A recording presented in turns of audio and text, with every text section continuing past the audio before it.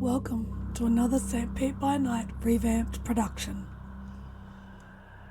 The following is rated for mature audiences and may contain graphic themes that will be distressing to some viewers.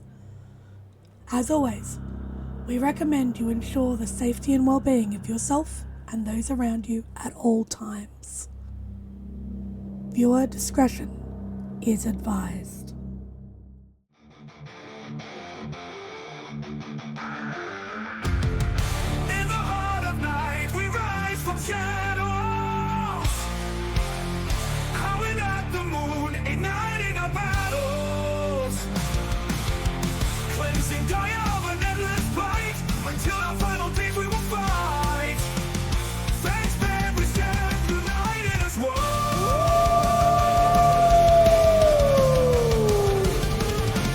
Evil spirits lurking with horror and dread. Little light leads us where the brave dare tread. Glory and honor, wisdom in our hand. Together we rise, take our final stand.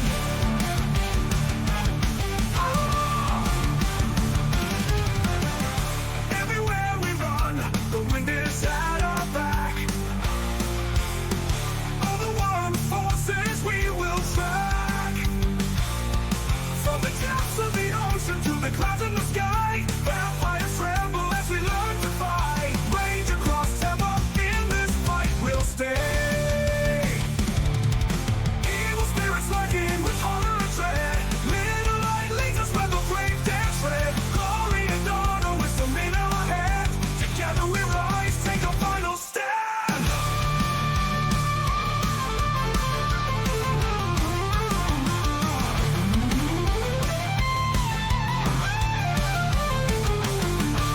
Rage across Tampa, in this fight we'll stay. Everywhere with the pack, let the night be our guide. In battles of honor, we shall never hide. We shall never hide.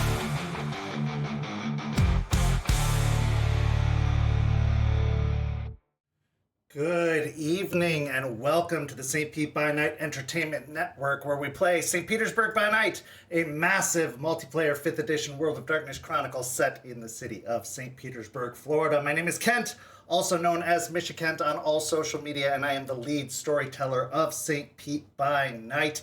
And it's Tuesday night, and we know you have a massive variety of World of Darkness options at your fingertips.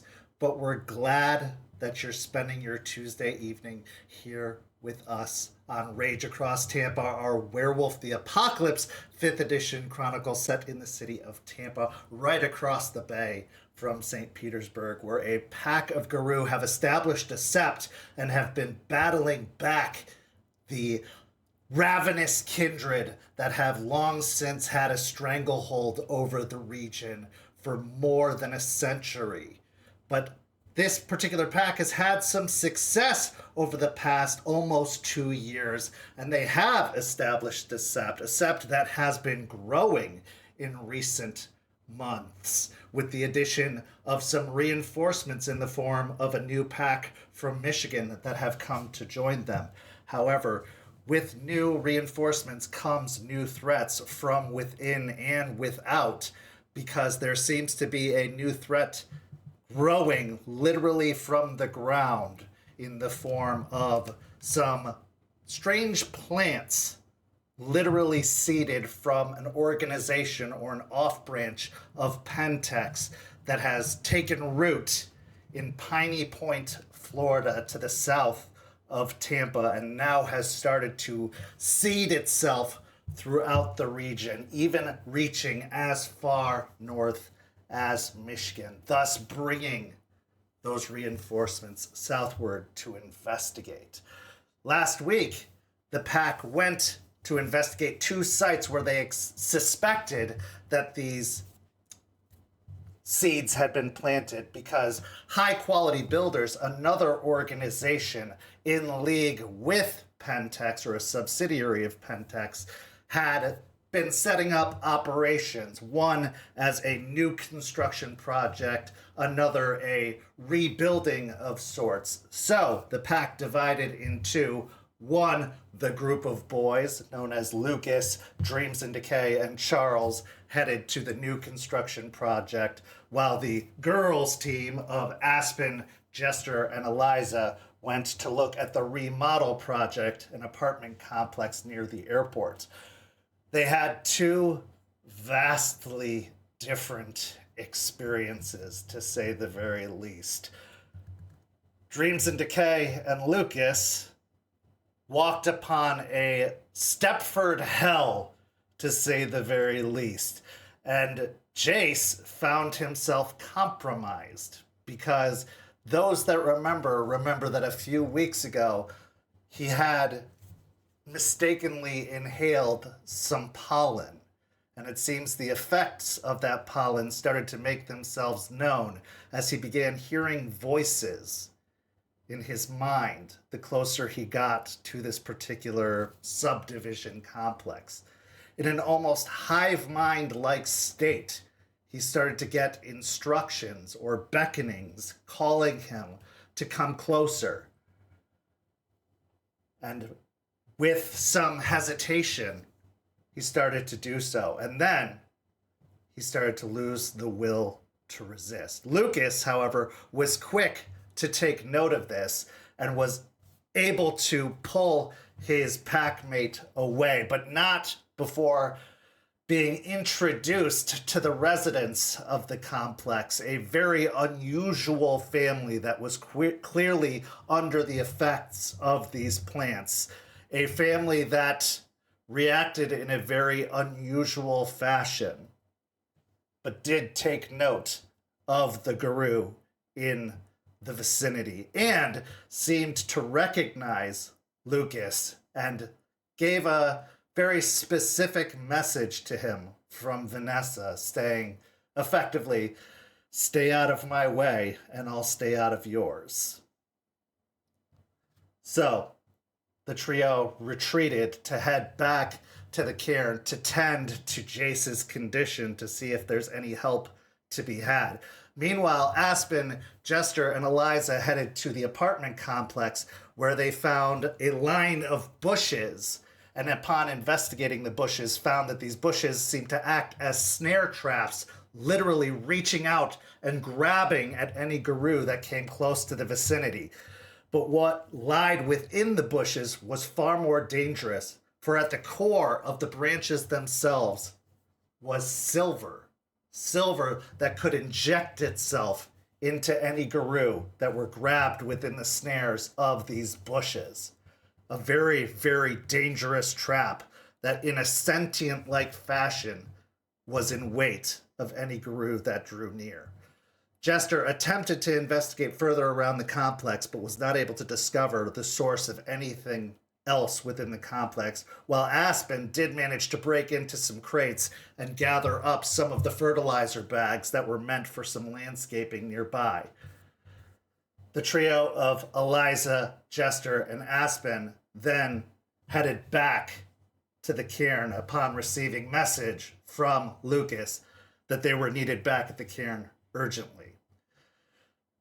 Our story will pick up immediately after receiving that message, but if you like what you've heard so far and you're interested in seeing more, why not keep up with everything that's happening on this crazy, crazy adventure by following St. Pete by Night on all of that social media you see down below and in the description of this video. And if you're really, really interested, why not become a part of our community by following that Discord link you see in the description, where you could join 200 plus of your fellow fans and friends in the World of Darkness community and come talk with us, celebrate with us, hang with us, communicate with us, and participate in several of the activities that we have planned all month long that you could be a part of by just following that Discord link. So come join us. We would love to have you be a part of our amazing community. But, of course, I couldn't tell this story alone. It would take a pretty incredible group of individuals to make this story possible. So let's get to introducing those players. Now, players, introduce yourselves if you please. Hi, everybody. I'm Champ, Champagne, Chicken Ass, whatever you want to call me, and I will be playing Aspen Weiss, Philodox of the Silverfangs. Hi everybody, I am Nori. I will be playing Malicious Jester, the Galliard of the Black Furies. Hi everybody, I'm Walks, and I will be playing Lucas Shaw, the Ragabash of the Shadow Lords.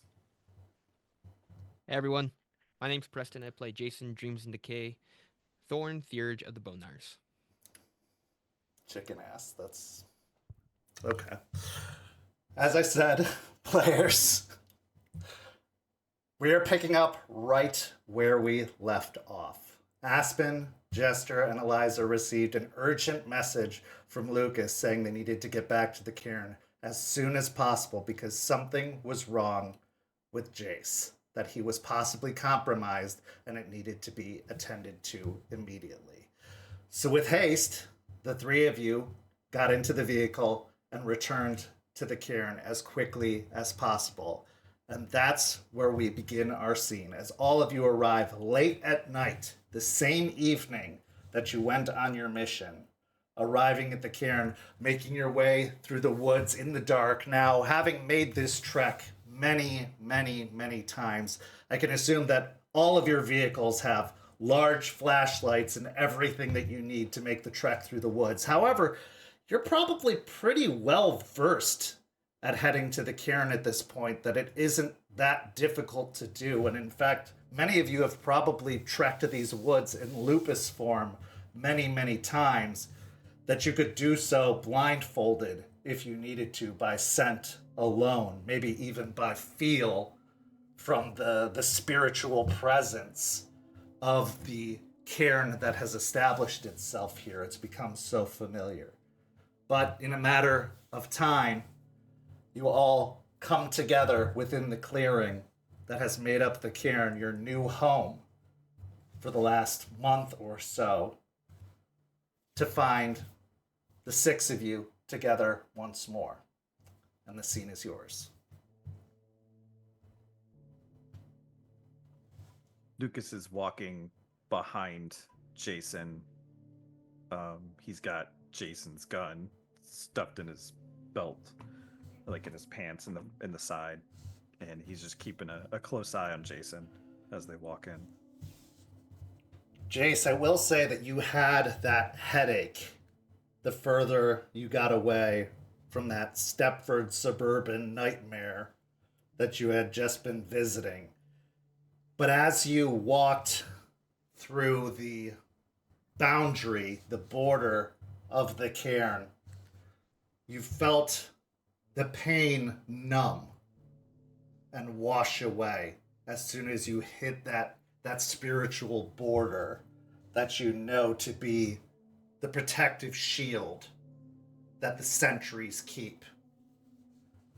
It almost warm, like a warm numbness, washes over your entire body, and the headache fades away. Keep walking. Look back to Lucas. I think it's clearing up. You feeling better? Physically, yes. I'm still trying to figure out what was going on. Yeah. I think we all want to know what that was. Yeah.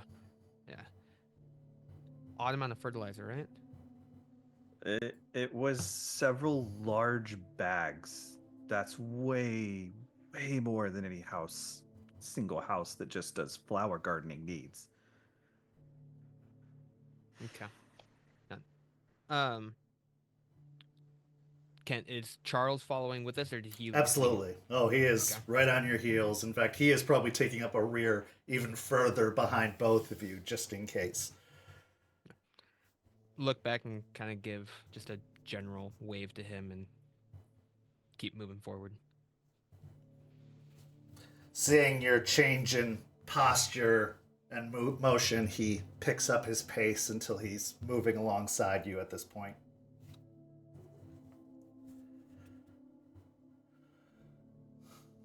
You appear to be feeling better.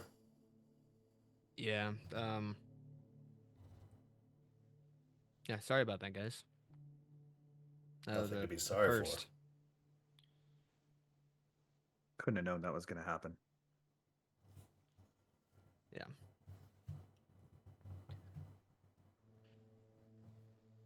Charles, in your experience, have you had anything get into your head like that?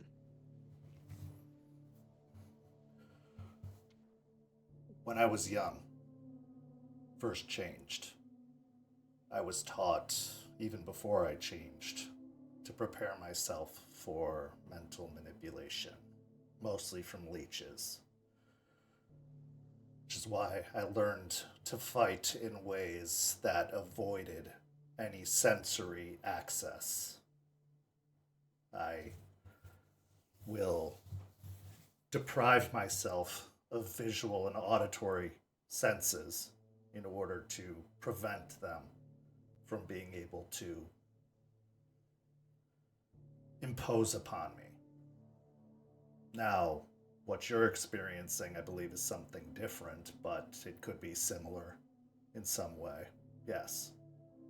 The closest I've been to leeches is that little recon that Lucas and I did, and even at that point, we didn't run into any. I don't think there was any at that weird house that we were at. So No, that was something different. It was unsettling. Very unsettling. Well, I'm sure you'll have to describe the experience to Miss Weiss once we arrive, but if what you said while we were on the ride here is any indication, you were mentally compromised in some fashion now. How? That's another matter entirely. yeah, I look forward to that chat with our fearless leader. It's gonna be great. It's nothing to be embarrassed by. We are encountering a new foe. And this is actually information we can use. Do not feel concerned. We will find a way to deal with this. More concerned that something got in my head. Now can't explain it. That's my concern. But thank you both for getting me out. I don't know if I would have been able to do that by myself. Could have been much worse, certainly. We're a pack. That's what we do. As you enter the clearing, you see Aspen, Jester, and Eliza have already arrived and are waiting by the table. A lantern, a camping lantern, is already sitting on the table, illuminated, providing a aura of light around the table, enough to show where everyone is and where everything is, to guide you the rest of the way so you don't have to rely on the flashlights or night vision to get you there.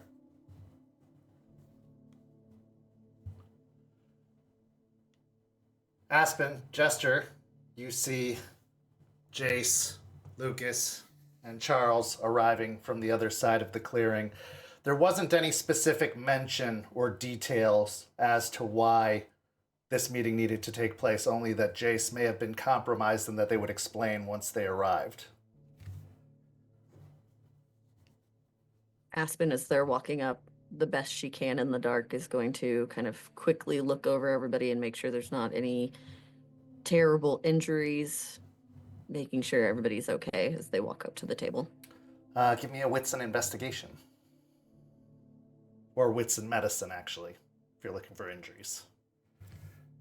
I'm doing the same. Can I, sister? Yeah. Okay.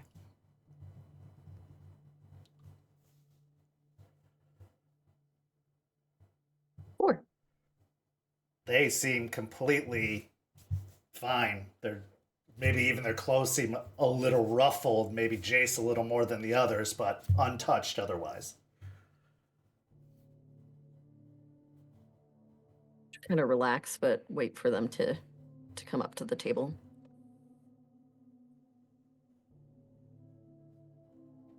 get to the table and evening. What's going on?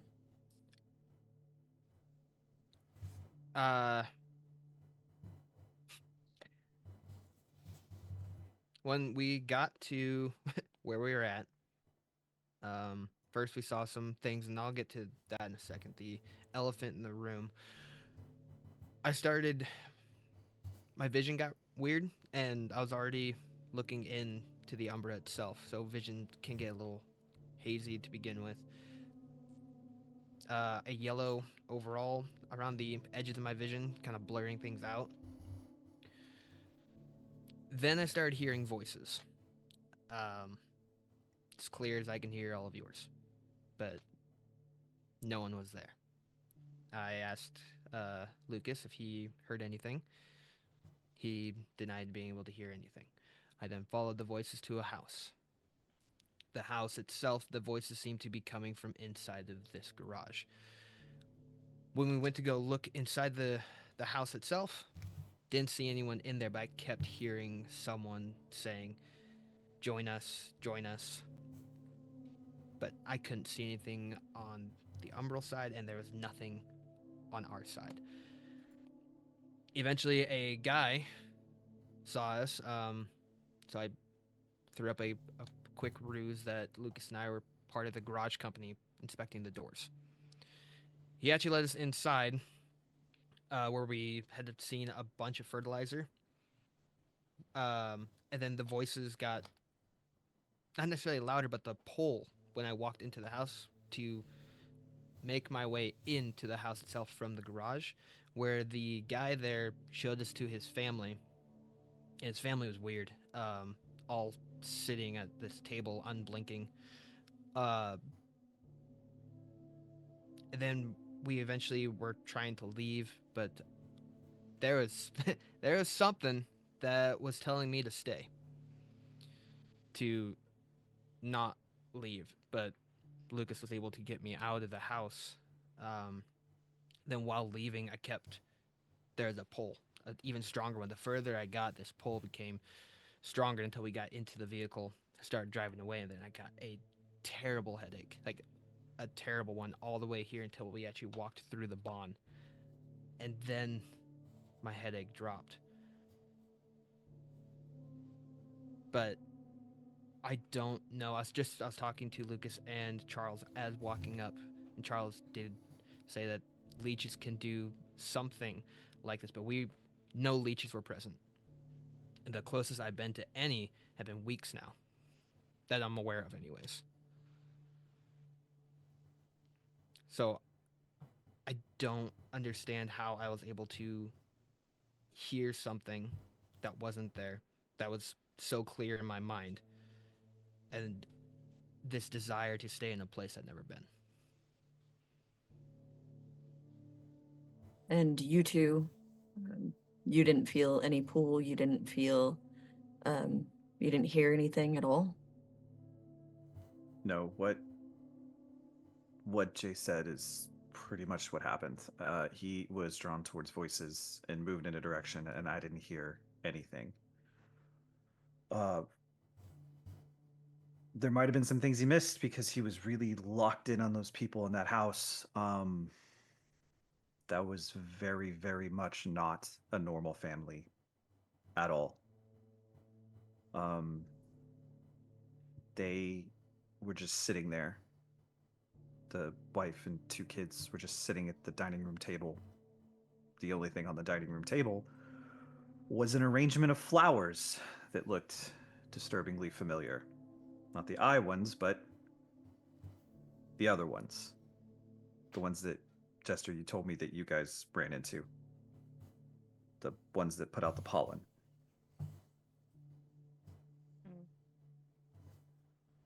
Yeah, they wanted us to stay as long as possible, but I saw more or less that Jason was really into that idea, and so I signaled Charles over comms that we might have a problem, and then when the opportunity presented itself, I called the abort, and we left.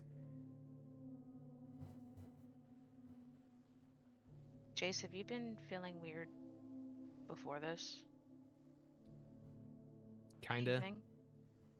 I thought I was just trying to deal with some stuff, but the couple days ago I was walking along the boardwalk.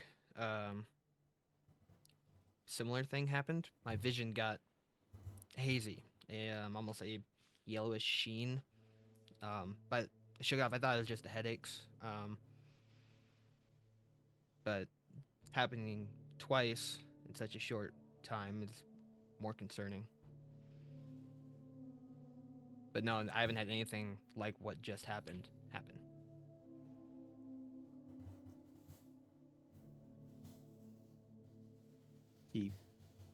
Jason mentioned something else when we were on our way in. The Weaver spirits. There was something off about them there. They were infected. Yeah, they had it was like a combination of wild and weaver. I've never seen anything like it. The weaver spirits almost, or on the little spiders had a growth on top of it. Was gonna go pass through. Charles advised not doing so. I was gonna go take a closer look, try and figure out what was going on with those little guys. But no, I didn't even know that could be a thing. At this point, Eliza looks over towards Jester and kind of nods her head. That goes along with what we saw on our side, too.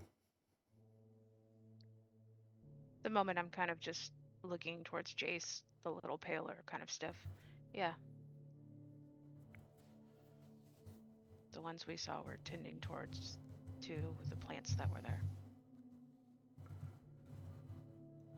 Any other abnormal sensations or feelings lately? Dreams? Anything else you've experienced that's been unusual for you? That pretty much takes the cake. That was the strangest thing. As far as other than the boardwalk, everything else is that I can think of right now is pretty on par. Only a manipulation and subterfuge. You lying piece of shit.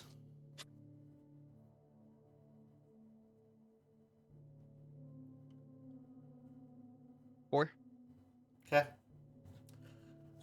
Eliza just nods as she studies your face, but says nothing. Well, you said that you'd encountered one of these pollinating plants before the last time the two of you went to remove plants together. The yellowing around your vision would make me believe that perhaps some of it may have gotten into your system. Now, the fact that it's still lingering and maybe perhaps affecting your visual, that gives me pause. And the fact that I cannot see anything on you on the other side tells me that whatever is happening is likely internal. But that doesn't mean there isn't anything that can't be done about it. You're safe here. That gives me some hope that there is help that can be offered, but I'd like to take some time to study it, at least the night, to see if I can find anything else or offer any further advice on the matter before we proceed any further or allow our dear Dreams in Decay out into the wild to perhaps be compromised further. I'm glad that you brought him back as quickly as you did, Lucas. That was the right call in this matter. What you're describing, these voices, gives me pause. Could be a connection of some kind, an ethereal or spiritual connection.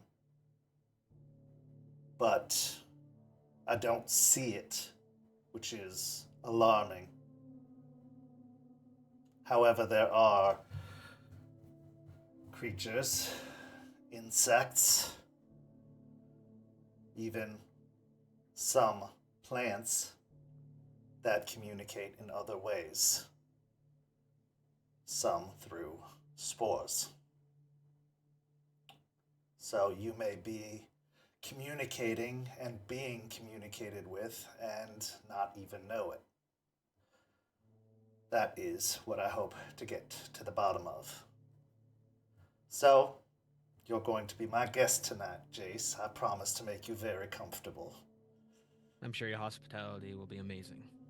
I'm sure it will. I think it would be smart for him to stay a few days. A couple until you can get a better idea.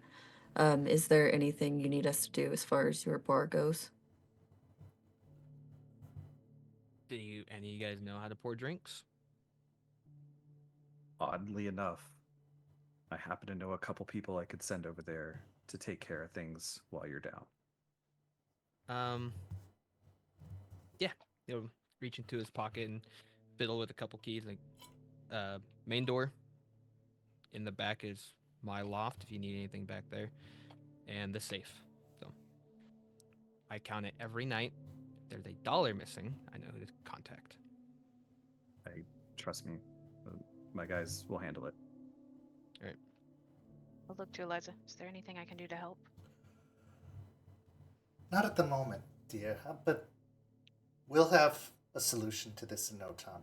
Don't fret. I'll have need of you. Be sure of that, and we will get to the bottom of this. This is something unusual and new, but that's just a mystery to be solved, not something to be in distress about. Not yet, at least.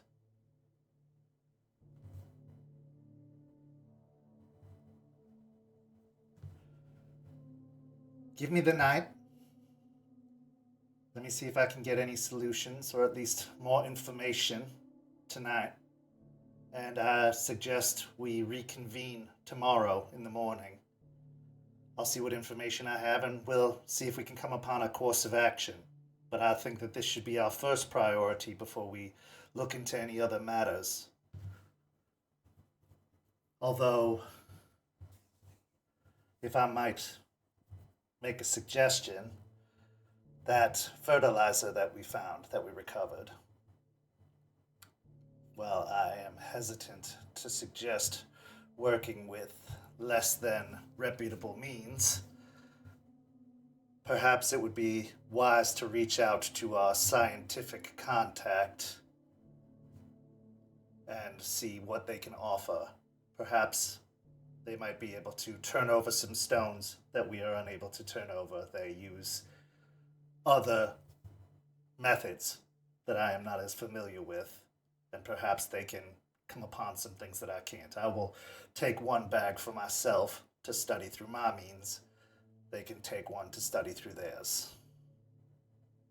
I can keep a bag at the storage unit for you. And that was my thought exactly, so same brain there. Lucas. Yeah. Do you want to make a trip to Spud's? It's been a while. Yeah, let's go see him. Okay. But for now, it's been a long night. I think everybody should rest. I'll keep Jace here with me. The rest of you, get some rest. As I said, you've all worked very hard this evening, and everything will be fine. We will figure this out. Text me or call me the moment you can, if anything are to come about. That's mostly to Jason. I know you don't have one, Eliza. We'll probably have to reach you through other circumstances. We don't exactly have the best coverage out here, but you'll know when we need you. Fair enough. Aspen, I'll be here. You can, if they need it, they'll just get a hold of me and I'll get a hold of you. Okay. Jester, if you'd like to stay, you can. Yeah, I would. All right. See you all in the morning. Come on now, Dreams. Yes, Mama Ross.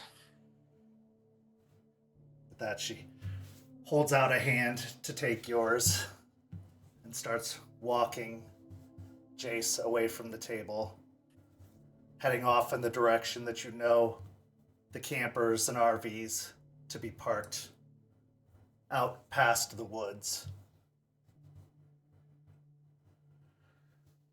Does anyone else have anything they'd like to say as Eliza and Jace walk out of earshot?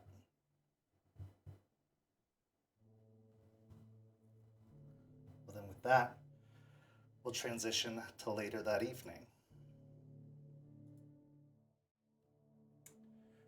Jace, you were taken back to a RV. The RV is refurbished. It's obviously been well lived in this past month or so. Eliza has made quite the home of it. There have been, patternwork cloths positioned over the windows with constellations printed on them. There's a lot of pillows laid out on the floor. It's very comfortable. There's a scent of incense throughout the entire camper. And she sets you up on a very nice bedding that's laid out on the ground. She says, I want you to rest. I am going to attempt to do a dreamwalk on you. I'm going to try to visit you while you sleep. I'm going to study, see if I can find anything. It shouldn't be too intrusive. Before I do, is there anything you wish to tell me? You might not like what you see in there. You'll have to visit me sometime. Eliza, I'll look around real quick. The urge, can I tell you something in confidence? You can tell me anything.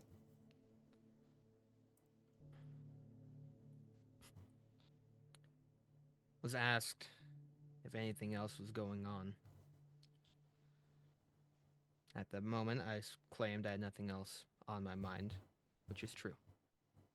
So I didn't necessarily lie to anybody, kinda. More of a false truth.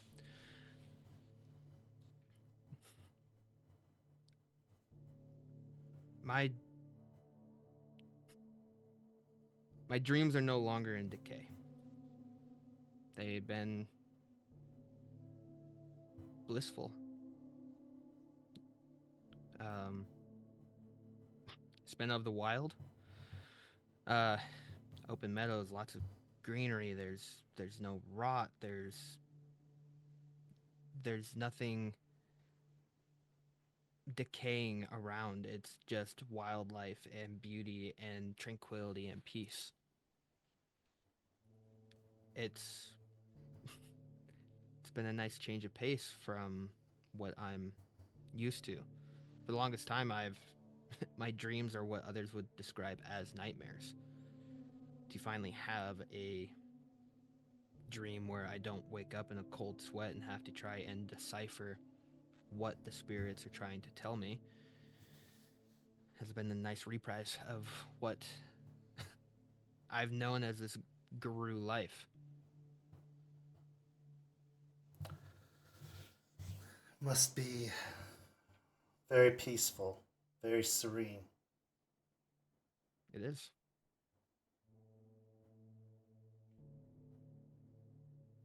I assume the term false sense of security is not unknown to you.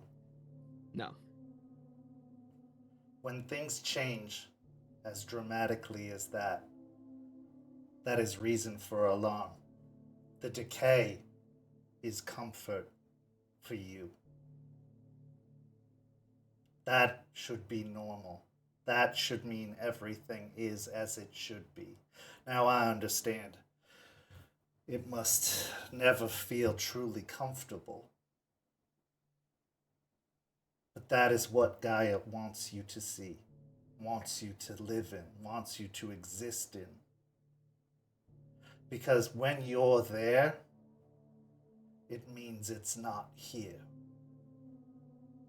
It means you get to live in a world without that decay.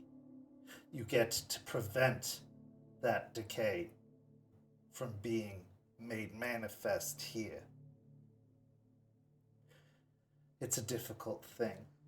It's a theurge thing. I understand it all too well, my boy, and it is... Well, it's a burden, to be sure, but it's a burden we must carry. And I do not envy you. But if it was dreams and bliss... I wouldn't be much need. No. You wouldn't have changed. Yeah. Yep. But enjoy it for what it is, but also recognize it for what it is. It is likely a symptom of something wrong. But that's a good place to start. Take the rest, but keep your guard up. Something is trying to keep you unaware. Something is trying to imbalance you. Something is trying to keep you sleeping.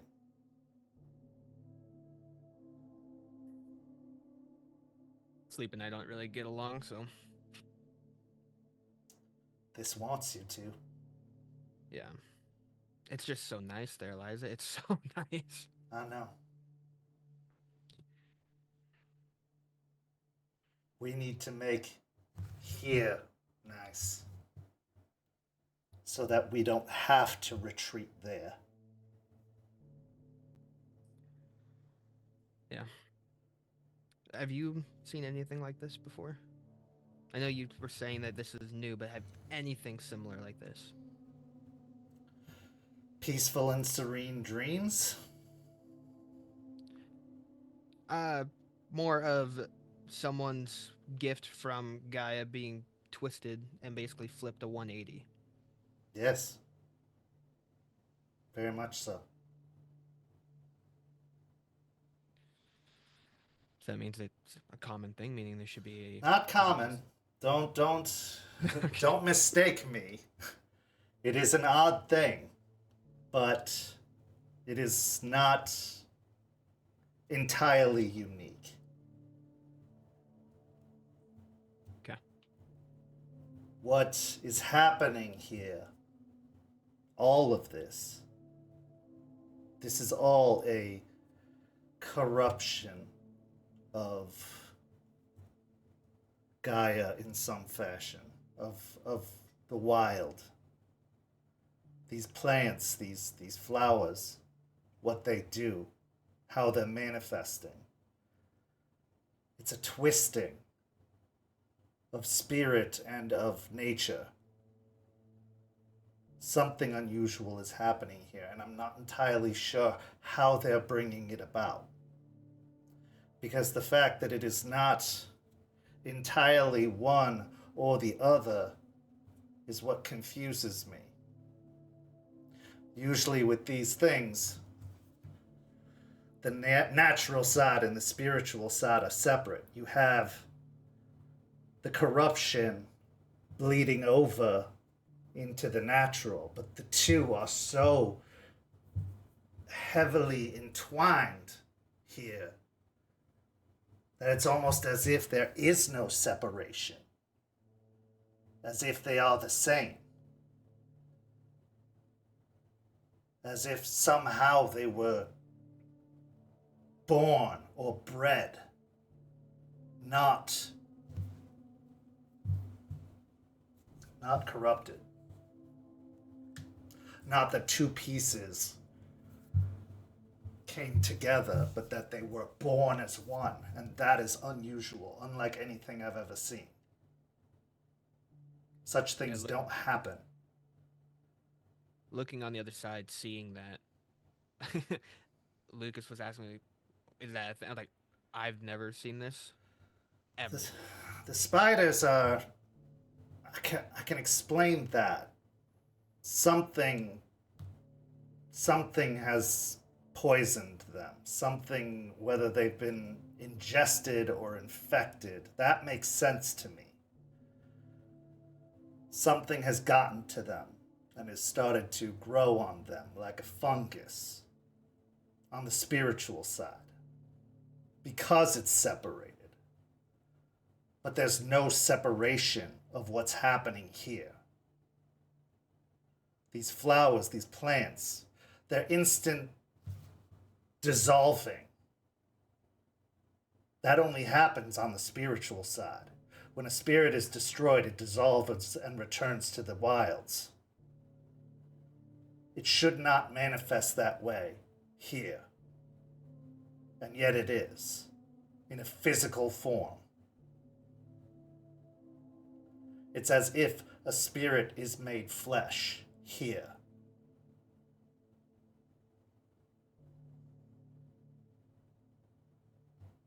And the only way that happens, or at least historically that has happened, is through a wormhole. But it would be taking its natural spiritual form. And it is not like any spirit I've seen before, nor is it behaving like a spirit. It is, for all intents and purposes, a natural thing. It is a plant that is behaving like a spirit.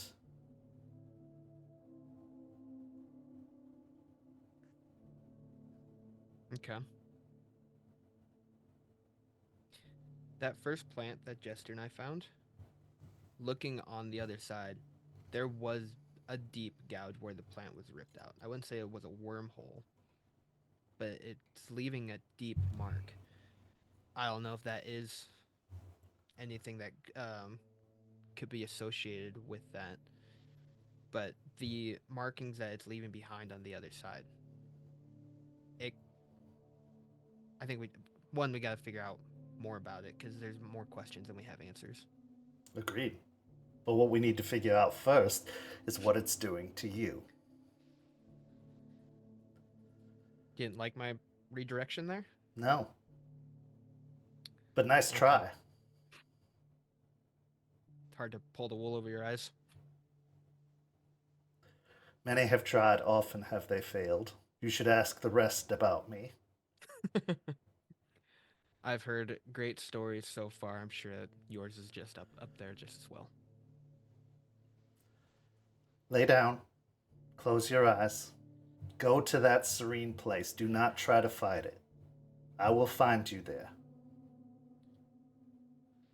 All right. He'll pull some of the covers back, lay down, attempt to go to sleep. As you lay back, sleep comes too easy. Roll me a stamina and resolve check, but make it at a -2 dice penalty. Am I still at 2 rage or am I back down to 1? I would say you're back down to 1. Okay. 2. Okay, 2 successes. So sleep washes over you. And the darkness gradually melts away until you find yourself laying in a soft meadow beside a babbling creek.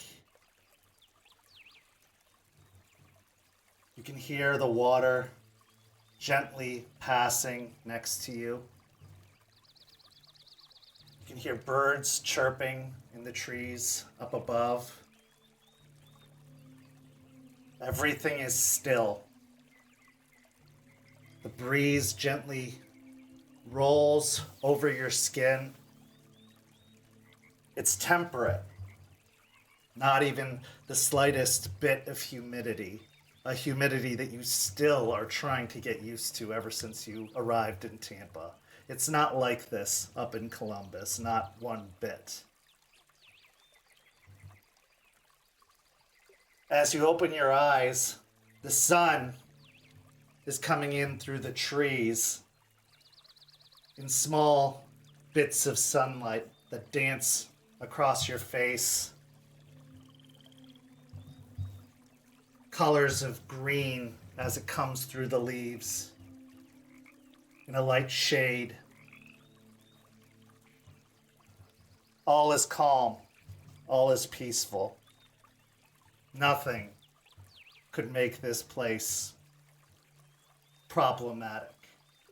Nothing could take away from the peace you feel in this moment. What's going through Jace's mind right now as he's back in this place once more? He sits for a while and just kind of thinking about how nice this is. Parts of him don't want to give this up, but Eliza did say his gift is to see the decay before it comes, and this isn't what is meant for him from Gaia.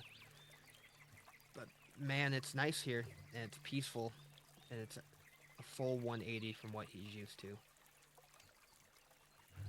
As you're looking over towards the creek, the grass that is lush and green gets a golden hue as the sunlight kind of covers your face. And a soft voice enters your mind. A soft, very familiar voice. Soothing.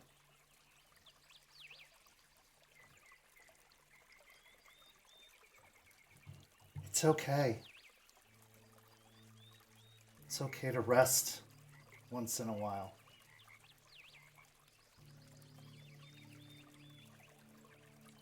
We know.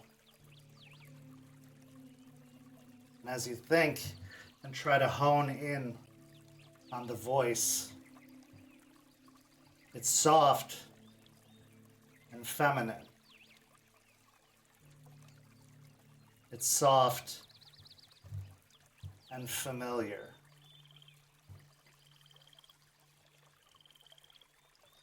It's soft and almost familial in that adopted family kind of way.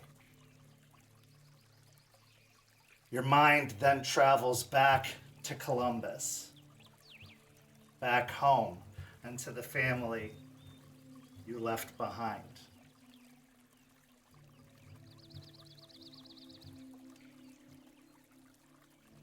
You think back to Olivia.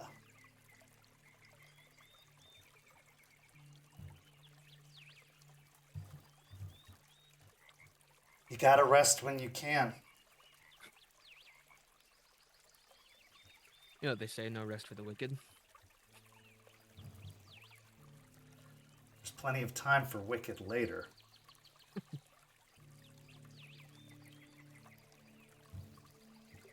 Yeah, but there's a lot of wicked that needs to be fought out there, and sleep will stop that from happening. If you don't sleep now, you're not going to have the energy to fight later. When was the last time you got a real good night's sleep, Jace? Months? Maybe pushing on a year now? Yeah.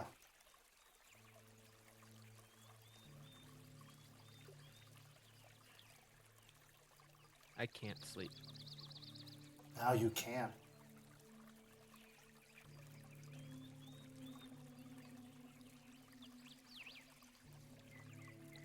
If I do that, that's like me laying down and rolling over. No, it's not.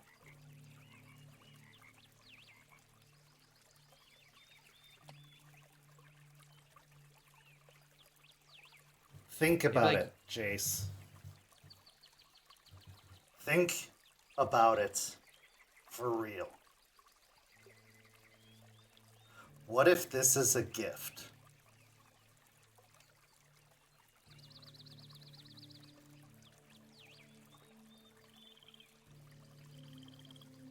Okay. Think about it from a different perspective.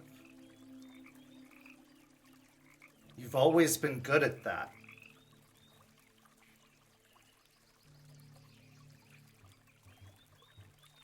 Why does it always have to be suffering? Why does it always have to be bad? Because that is what was intended. That was my whole thing. Was it? The dreams came. Because there was apocalypse. What if we're coming back from apocalypse? What if the suffering can end? What if this is hope?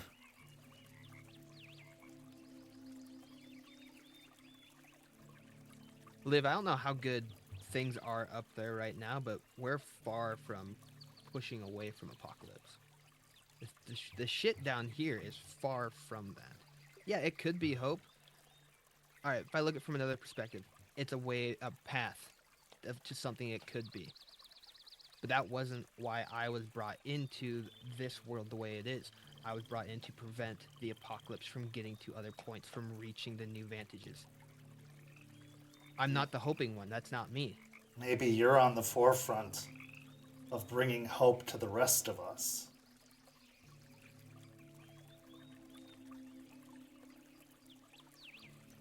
Rat told me I'm the beacon to let everyone know what's about to come. This could be down the road eons from now. And this is something we could strive for. But it's not going to be happening anytime soon. My dreams occur within tandem of being something that is on the horizon. I don't foresee this beautiful place on the horizon. Why not? Why not here? Why not now? Why not for you, of all people? Haven't you suffered enough? Not more than others. You There's other suffered suffering. every single night. At least I get to go to sleep. At least I get to escape the hell of every day.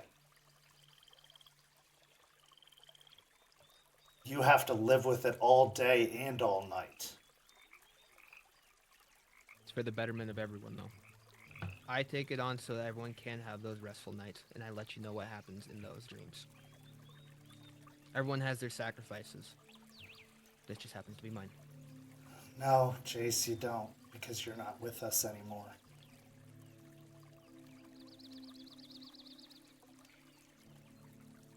And I know that's not your choice.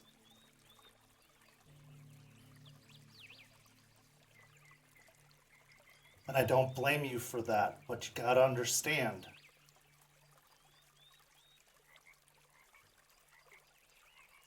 Maybe your calling wasn't for something bad, but for something good. Maybe for once, you're the change for something good. Roll me a composure and resolve, -2. Rage still won. Yes.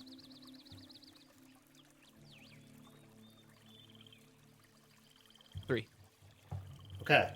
So as she's talking, you hear something off a little further away. Jace. Jace, can you hear me? Yeah, I hear you.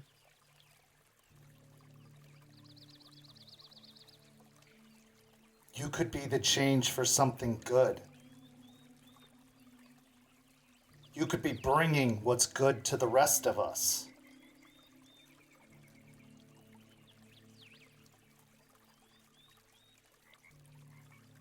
I don't know how that would work. I can't bring this. Maybe you can. What if it's already inside you? All you have to do is come home. I can't just come home. The fight is here. I was pulled It's from everywhere, Jace.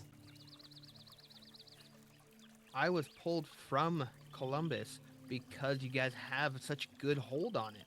Not I'm not- anymore. What do you mean? I think you know what I mean.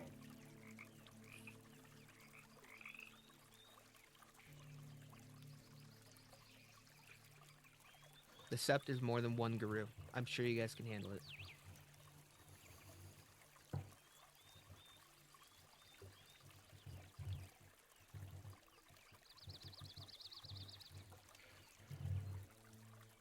You're probably right.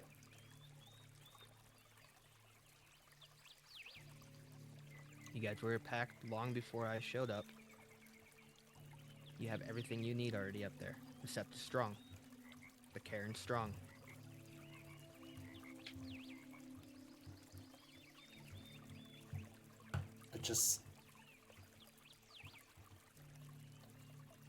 I miss you. I miss the hell out of you guys, all of you.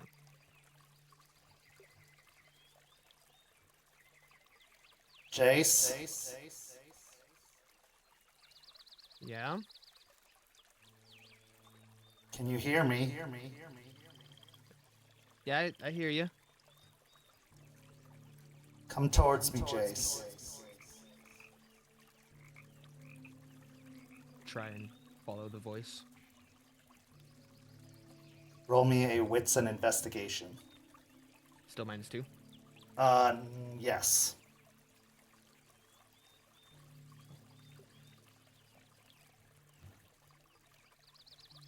Two. Okay.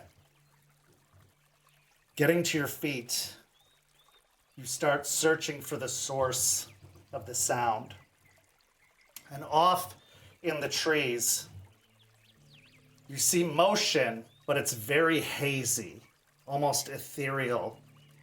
You can see the outline of a figure, but it's still very hazy and not quite there. And in fact, you can see that the haze is almost a yellowish haze of a person that's breaking the very natural greens and browns of the landscape. As you want to move towards it, you can feel something wanting to pull you back to sit back down. Now, if you wish to move towards it, you can do so, but it's going to cost you a willpower to push through. Yeah, I'll burn it. Okay. So burning the willpower, you start walking towards the source of the haze. And as you get closer and closer,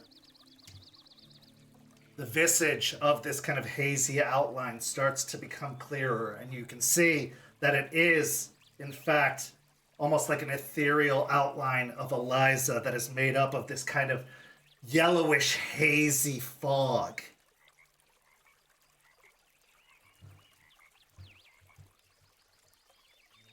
Jace, I can see you, but it's really got you.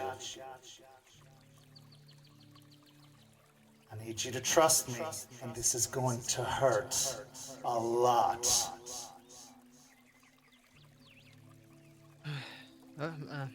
I trust you. She reaches out, a kind of blurry hand in your direction.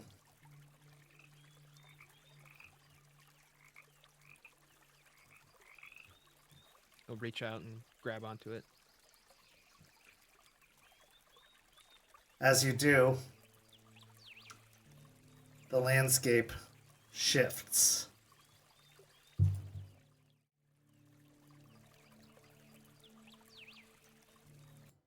The creek disappears,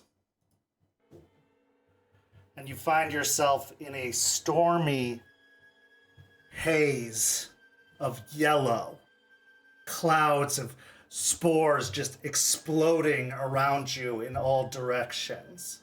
These yellowish puffs just kind of exploding out of the ground around you as you and Eliza stand and facing each other. It's got you deep. It's a mix of something chemical and spiritual, as I'd feared. It's in your blood, and it's in your spirit. I don't know a good way to define it, but however we're going to get to it, we're going to need to do something of both, something similar to whatever they did to create this. And it's Okay. going to keep calling to you until we find a way to bring it out. Whatever you're seeing isn't real. Whatever you're hearing isn't real. It's what it wants you to hear. It's what it wants you to see. You are in its hive mind. That's the best way I can define it. It hears you. It sees you. It knows you. That's why it knew what voice to use. That's why it knew what to say. Now, it seems to have a better, stronger hold when you're sleeping. So, and this is the part that's gonna hurt. All right. It's time to wake up. And with that, she reaches out and puts her hands on the side of your head. And as she does so, you let out a scream as pain just shoots through your mind like a splitting migraine that just burns deep into your mind, just burrowing deep, deep, deep into your mind. Burning, searing pain. Take a point of aggravated willpower damage as you snap awake, sitting upwards, bolting upwards in the RV.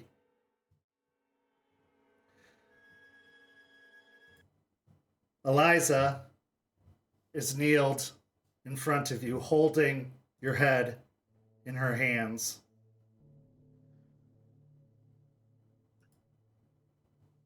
That sucked. I'm sorry for that.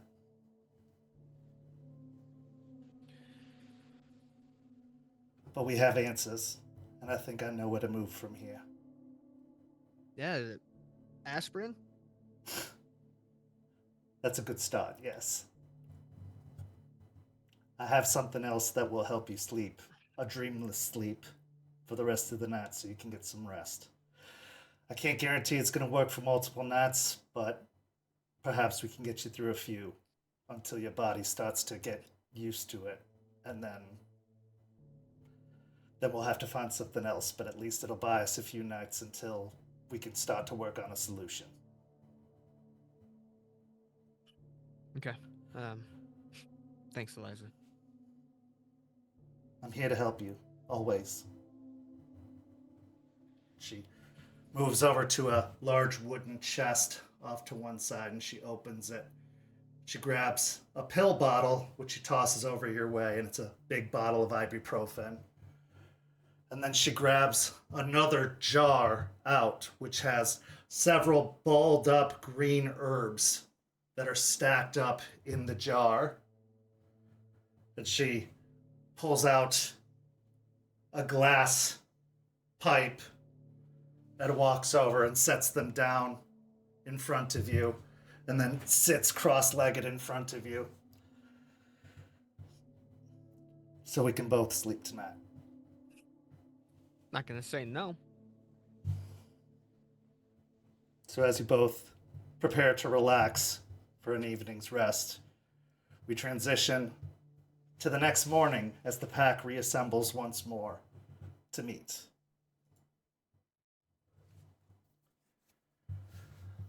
As the evening passed, what was that experience like for the other three? Aspen, we'll start with you. Aspen stayed up late, checking her phone, seeing if she got any messages, if anything else weird happened, because, you know, the moment you let your guard down, something else happens. That's just how it goes here in Tampa. She would have stayed up, thought about texting Lucas a couple of times, decide against it because he's not going to get it if he's within the cairn, and then fall asleep on the couch. Jester.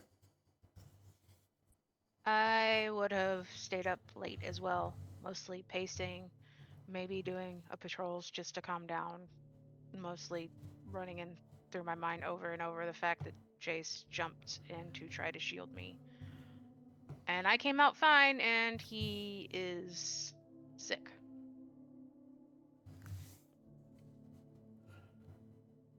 Charles would have stayed the night in the cairn with you and gone on the patrols with you if you decided to stay. Okay. Lucas, how about you?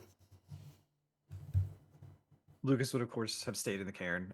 He would have given Jester and Charles their space to do their patrols, but he would have probably stayed somewhere within 100 yards of the RVs, not interfering, not bugging them, just staying close, setting up a little spot with a camping chair, and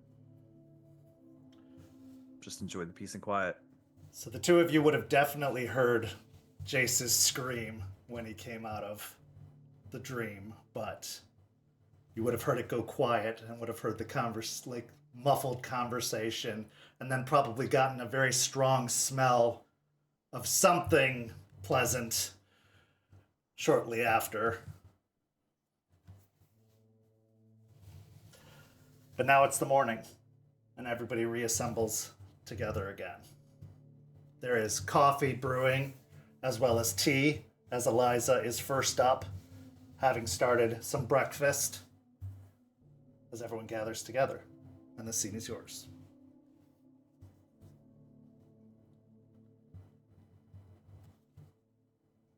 Aspen would eventually make her way to the table, taking a look at it, really taking a look at it for the first time. Looking at the craftsmanship, seeing what Lucas has been up to, and waiting for everybody to kind of convene. I'll grab a cup of coffee and head and sit in the tail singer spot. Jace a little groggy, but has a big thermos with him, and he kind of stumbles his way over to the table and tries to take a seat. Jace, the rest of the night was completely silent, dreamless, dark. It passed by completely unnoticed. You went to sleep, and then you were awake, and everything passed by as if nothing happened. For the first time, possibly ever, since your change.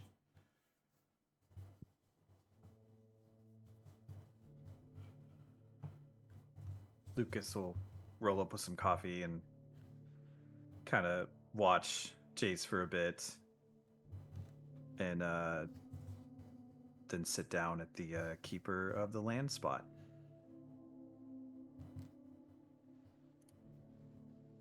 After a few minutes, Eliza comes up with foil-wrapped packages to everyone and sets them out in front of everyone. And as you unwrap them, there are breakfast burritos wrapped up in each of the foil wrappings as she places them in front of everyone before finding a spot at the Right Master seat and sitting down. Thank you, Eliza. Once everybody shows up, Aspen will take her seat.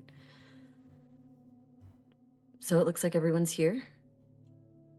First of all, how's everyone feeling? And just kind of side-eyes Charles. Charles his suit jacket is actually unbuttoned and his tie is loosened a little bit. He does not look as put together as usual, mostly because he stayed the night at the cairn for the first time. But he seems well enough, and he just gives a nod of his head.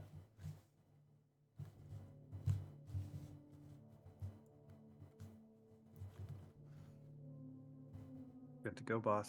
Good to go. A little tired, but fine. Jace? Best night of sleep I've ever had.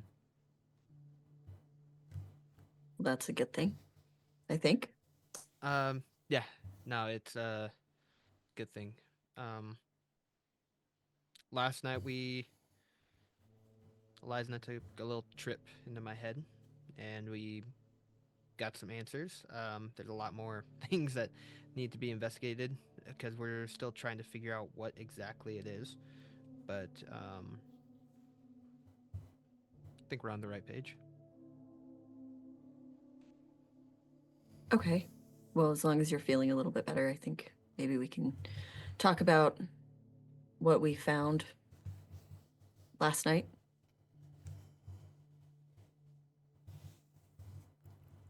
Well, why don't we start with you three? Looks over to Lucas. So I mean, you got the gist of it last night. Our mission wasn't so successful.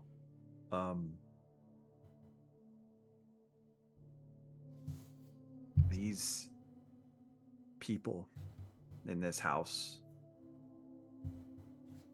they're not there. They don't look like they're there, if that makes any sense.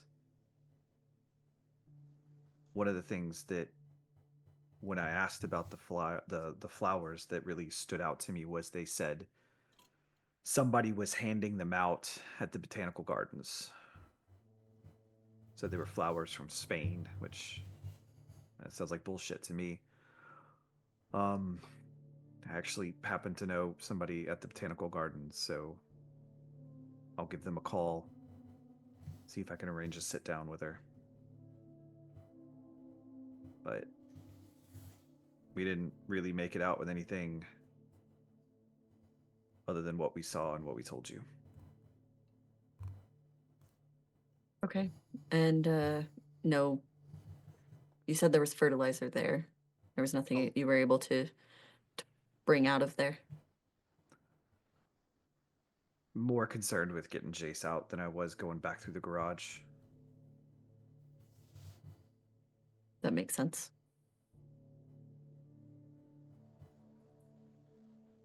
How many houses were occupied? Like, is the whole housing development full of people now? The total of at least 2 houses that were aware of that had people in it. The one that we went into, and then as we were leaving, one dude just stared at us, like, didn't blink, watched us as we walked down the road to the vehicles. So at least 2. There's still some in development, but the ones that are completed, we can confirm at least 2 of them. We didn't go near that house at all, so there was some form of communicating there that let that person know that we were there.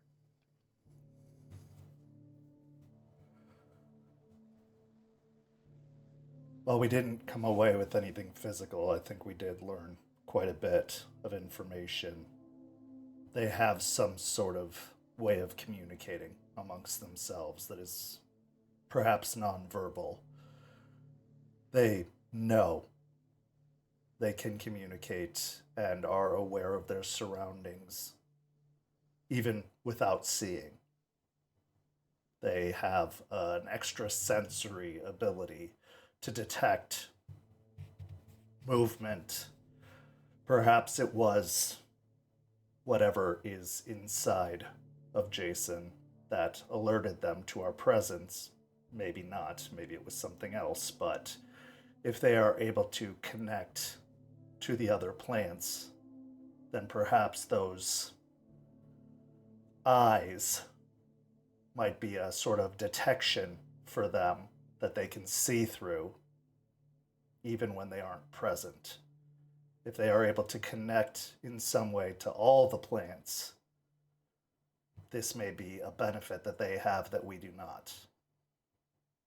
But I believe they are communicating in a way unlike anything we've seen before. Also, it is clear that they are inhabiting humans.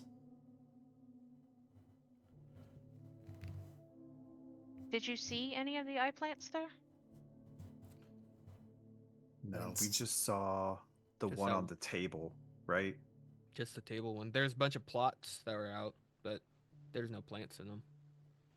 It was quite dark as well, and we did not get to see all of the garden beds in stark detail before Jace started hearing voices. Right. Okay. So as far as you know, there were no larger plants that we can recognize as maybe any of the others besides what was on that table. No, I didn't see anything that jumped out at me that I've seen before. But I mean, like Charles said, suffice to say, if they're able to communicate, I think at least me and Jace's cover's completely blown to go back there. So, probably not a good idea for the two of us at least, and probably Charles for good measure, to go back to that development. They'll know us immediately.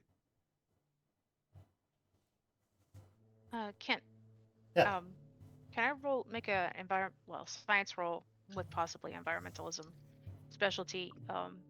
Like how long does pollen usually stay in the air? Oh boy. Sure. Roll me an intelligence and science with environmentalism while I do a Google search.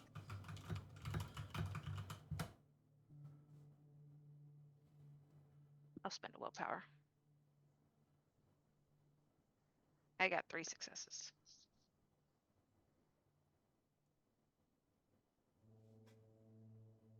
Okay.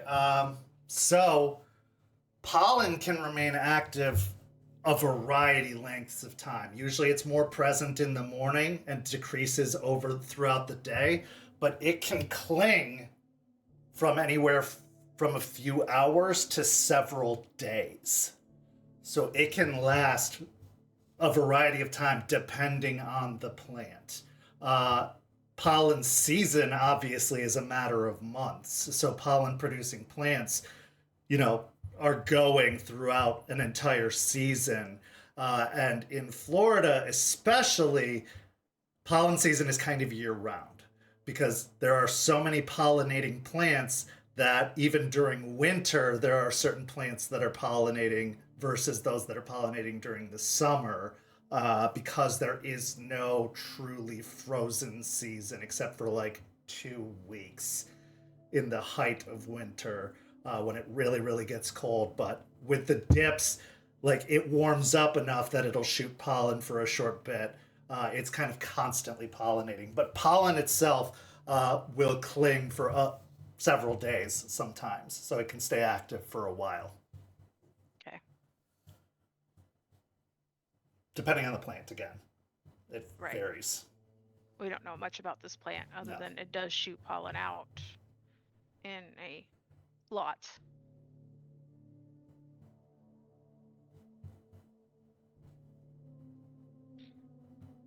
Do you think that, they probably detected Jace, but do you think also the pollen the plants emit could possibly also work as some sort of detection system?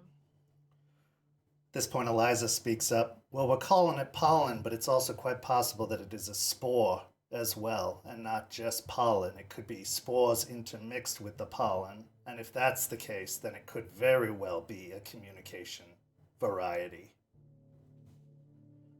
As I had mentioned last night, there are plants that communicate through spores and pollens that they release.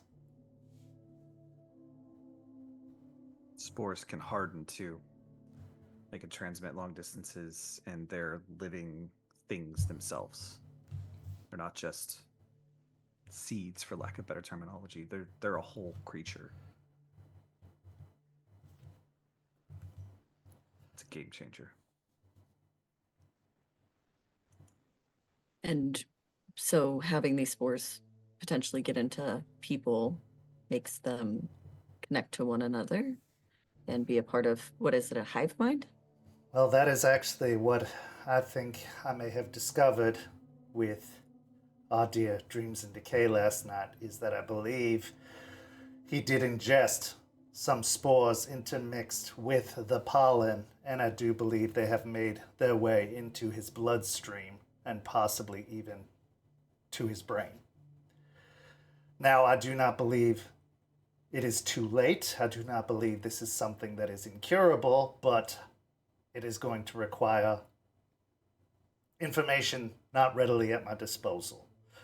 That being said, I believe I do have access to that kind of ability to gain that information. I do have a contact, although albeit loose contact, with a technician at the emergency room of a nearby hospital. I don't know them intimately, so I can't say that the information is sound, but I believe that a silvery-tongued individual amongst this pack could perhaps maybe make that contact a little more firm and could perhaps get that information a little easier. I believe a blood sample or perhaps a spinal tap, sorry, Jace, could get the information we need with some tests run on the fluid from the spine or the blood, perhaps could yield some information. Now, this also is intermixed with some spiritual infection that I believe is happening that I would need to do some further study on myself. But a mix of the two bits of information could yield a great deal, as well as whatever you're able to find from the fertilizer and the seeds. Okay. Theoretically, Lucas, what happens when a spore is able to germinate, gestate in another organism? There are certain species of fungus and spores that use something else to hijack. They hijack a body, and they're able to drive it.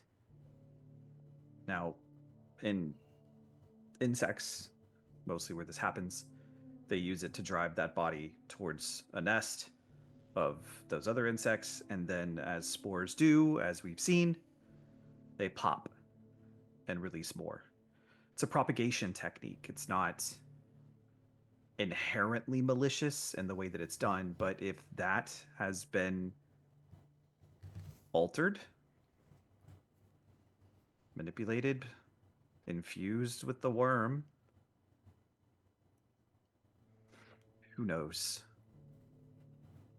That very well could be what we're seeing, in which case, if we can't find a way to get this out of the greater population at large, we're looking at maybe an exponential spread. And if this pattern spiders are any indication, it's not just happening amongst organic creatures, it is happening amongst spiritual creatures as well. The spiders are just a starting platform. They are simple spirits, but if they can happen to more complex spirits, this could become extremely problematic on a spiritual level as well. Yeah, that sounds awful and also disgusting. We were looking at the site near the airport.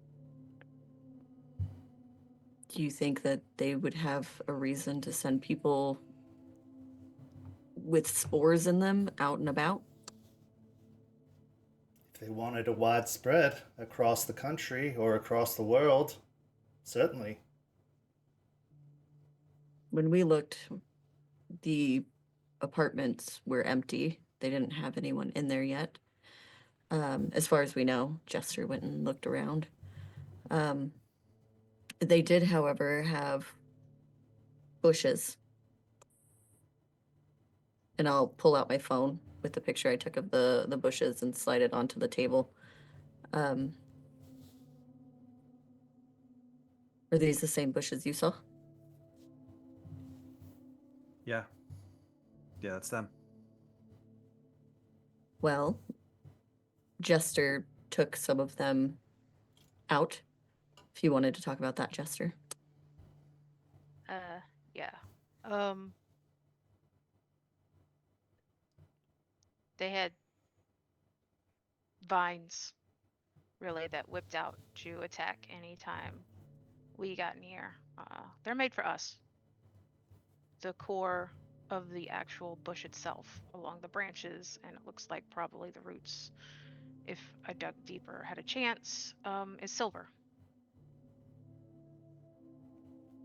Whatever they're going to do with that apartment complex, they don't want us there.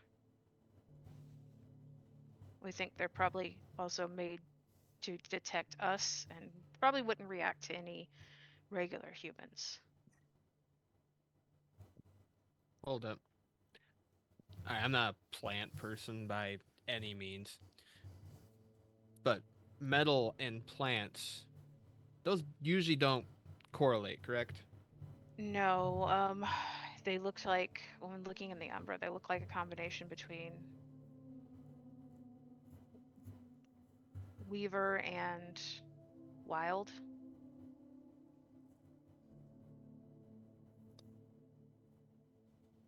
And the Weaver spirits that were also infected, much like you guys described, were tending to them.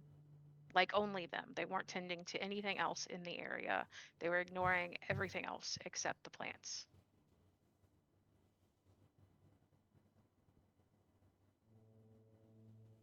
On the plus side, we did manage to get some fertilizer. So.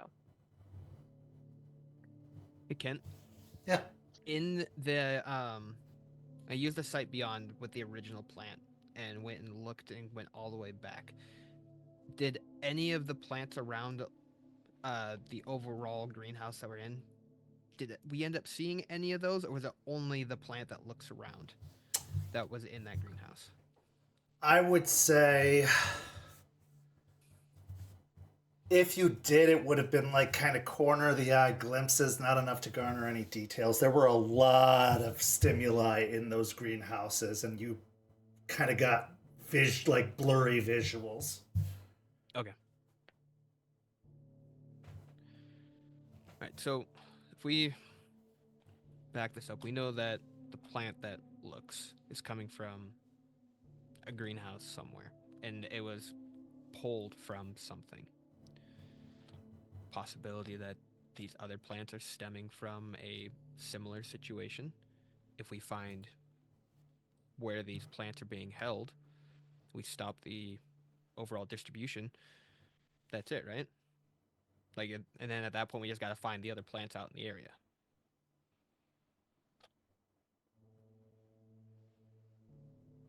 Well, there's the potential that it's all comes down to Piney Point.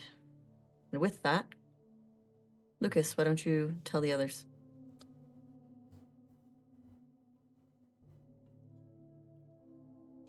All right, so I went back to Piney Point, and when I was there, I saw these bushes. I didn't get close to them, so good on the identification from you guys. I saw the pollinating flowers and I saw the eye flowers, but I also made contact with the primary botanist again at Piney Point.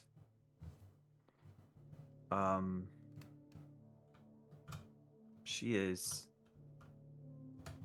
interesting, to use a word in the most polite sense. She's obsessed, and I mean deeply, deeply obsessed with the wild and destroying the Weaver. These were very fanatical statements made by her on how she wanted to return the world to a green place, which to anybody else who couldn't sense certain things around her at the moment would sound like a good idea. but everything in that area, it stunk heavily of the worm. So this is 100% not what she's telling everybody it is. But key and more important is, yes, she is working for Pentax. But, and there's a big but here, she's operating outside of their immediate attention. She's doing things that are not on the books, I guess you would say, for Pentax. This might not be a program they would buy off on, and she knows that, so she's doing it on her own, quietly. To what end? I didn't dig that far in. But we're dealing with a real, true believer in what they're doing, through and through.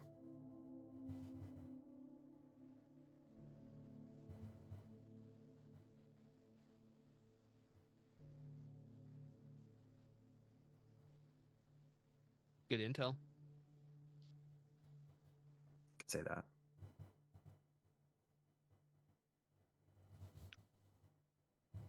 She also wanted to use me against you guys.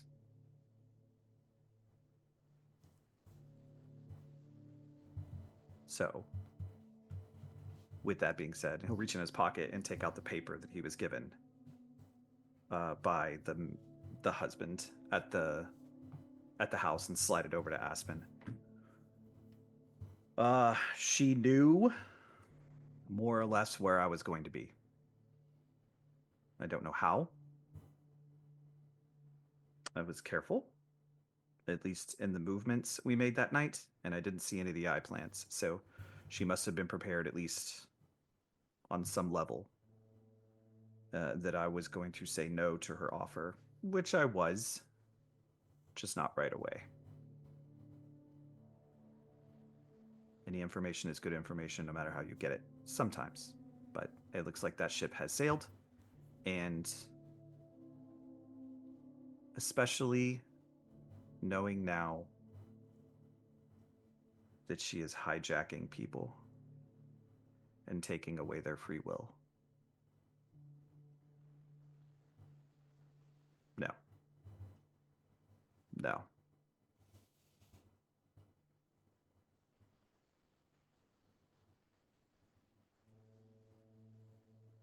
Well, I appreciate you bringing the paper. She'll fold it up, slide it. Sounds like she's a pretty good manipulator. Probably not somebody we would want to interact with until we're ready to completely dispatch whatever she's doing. Yeah. That's going to be problematic because if we can't figure out a way to quietly eradicate what it is inside these people, then that really only leaves us with one option, and that's going to get really messy really fast. And Right. We may not have the manpower for that. I'd prefer to reverse as much as we possibly can. Absolutely. They're innocent in all of this. I would hope most can't, avoid something you don't know about. So that really brings us to, if Jester, you wanted to take Jace and do the work there while Lucas and I go to the wizard. Yeah. The scientist wizard person? Yes, the potato wizard. Accurate description of him. I really, she's being dead on accurate, Jace. I don't know how to put it any other way. Like he's the shape of a potato? No, his name is Spud. And he's a wizard. Yes. You guys got weird friends. Don't we know it? Anyways, so once we get the blood samples and get some information from Spud, then what? Because we can't just sit on our thumbs. Like, I know we need the information, I know that, but what our potentials of moving forward. Well, those spirits that we reached out to, probably reconvene with them and see if they have anything additional. They still want that additional gift that that they had talked to us about. Could look into that and see if they have found any weak points at all at Piney Point. As far as the spirit ends, if you guys are needing anything, I'm more than willing to do what I can. I think for right now, getting the spirit information, whatever they've gotten, and also paying them for that favor are definitely priorities. So right now, I guess we're at an impasse of getting information and moving forward from there. Are we just gonna let the housing development be with the possibility of more people getting infected as they move in? That is a problem because we did also talk about going back and dealing with those bushes potentially, or at least making sure that there were no one close like us to be hurt by that. Kind of side eye Lucas again, look straight at Jester, kind of avoiding eye contact, and potentially having Stakes and Lucas, or Stakes or Lucas, go take a look in that regard.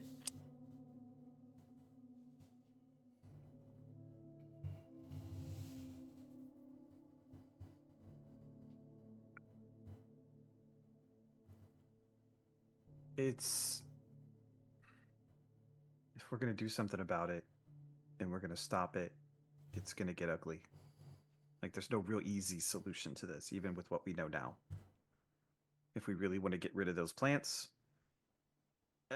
we might have to do a little monkey wrenching, and nobody's really gonna like that. It's not gonna be great for the environment, and it's not gonna be great for our image. But it might be what we have to think about. We also have to think about other guru out there that we don't know about getting hurt in the process. I don't disagree. Well, Eliza says, if I can get the information that I'm sending y'all to find, here's what I'm hoping for in an ideal situation.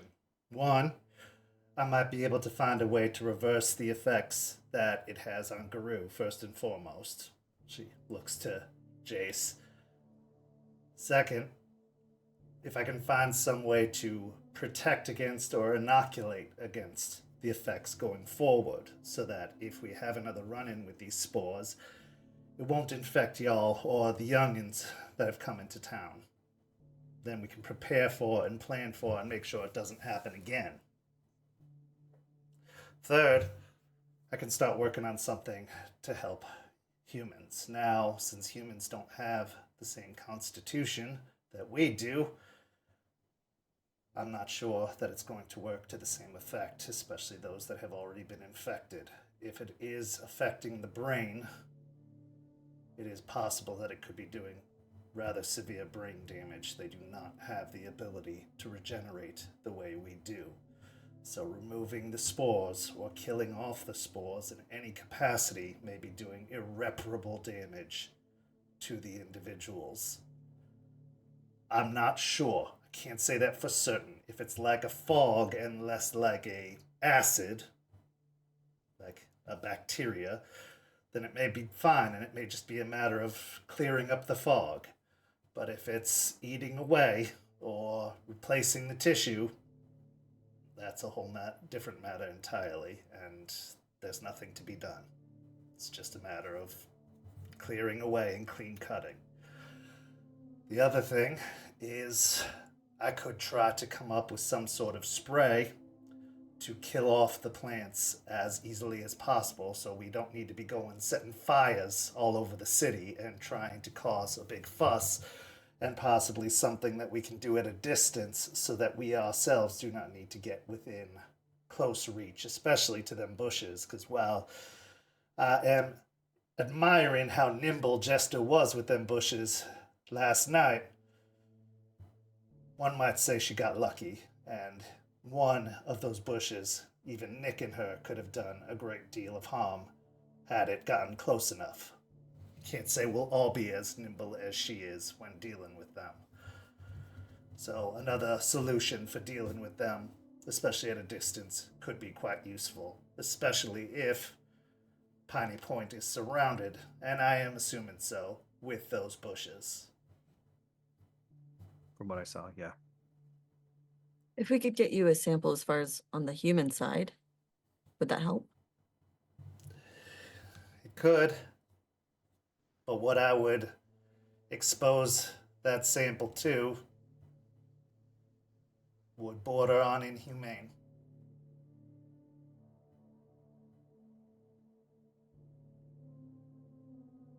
But Fair enough. one could argue whether they are human still or not.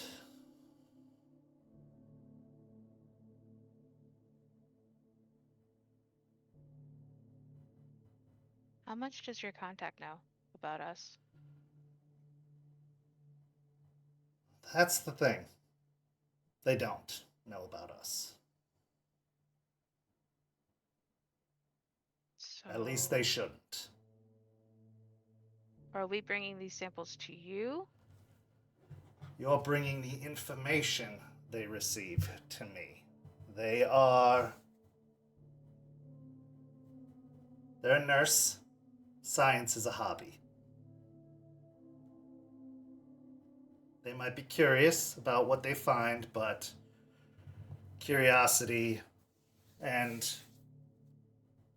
I can trust that you can ensure their discretion.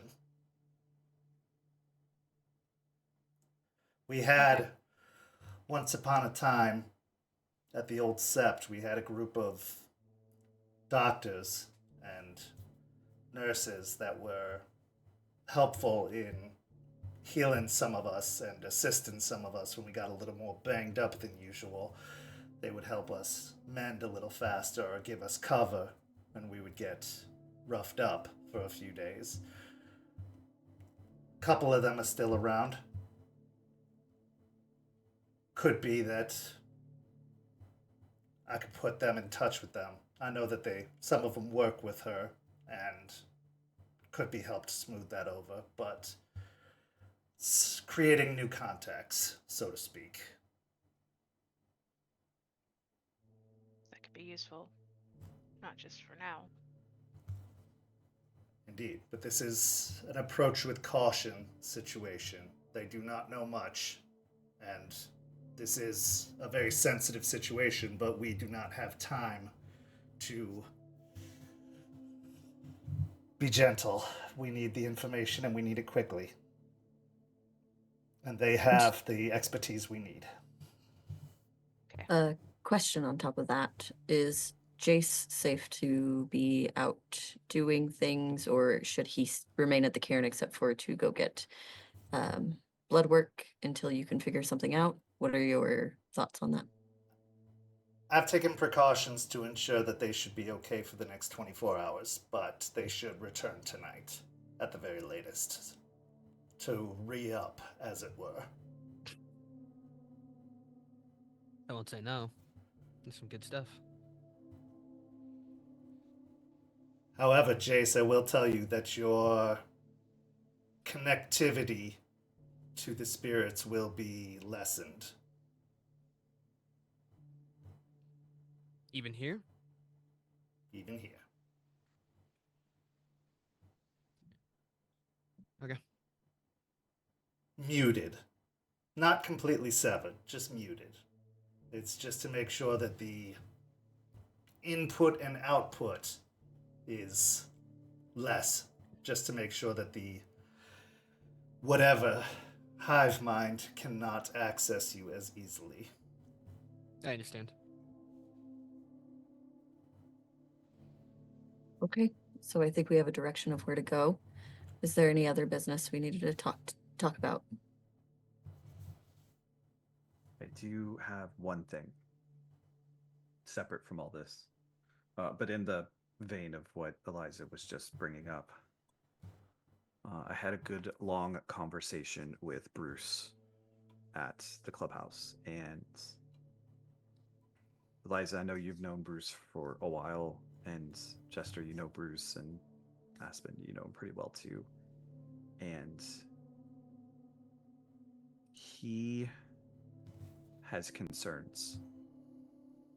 I think that on some level, he specifically, based on his interactions with Ryder for the longest time, has an idea of what's going on, or thinks he has an idea that something is going on. And he is, I'm not going to say hesitant to maintain our working relationship, but he thinks, and I don't entirely disagree, that to move forward with the club and with the sept in our pack, that some things might need to be brought out into the open. And I think, by me personally, that it's a safer bet to control that than it is to let it happen accidentally. It's not just Bruce. Few of them have suspected. Some of them have been pretty aware for a while that some of the things Ryder did or was up against wasn't quite human.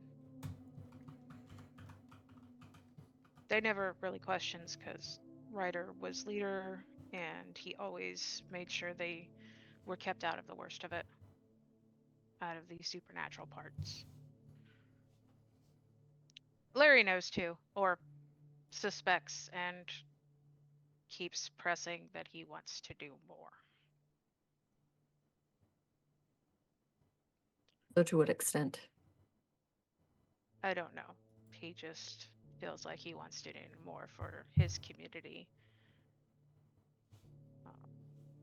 I don't know about Bruce. I haven't talked to him about it. I haven't really actually talked to any of them straightforward about it.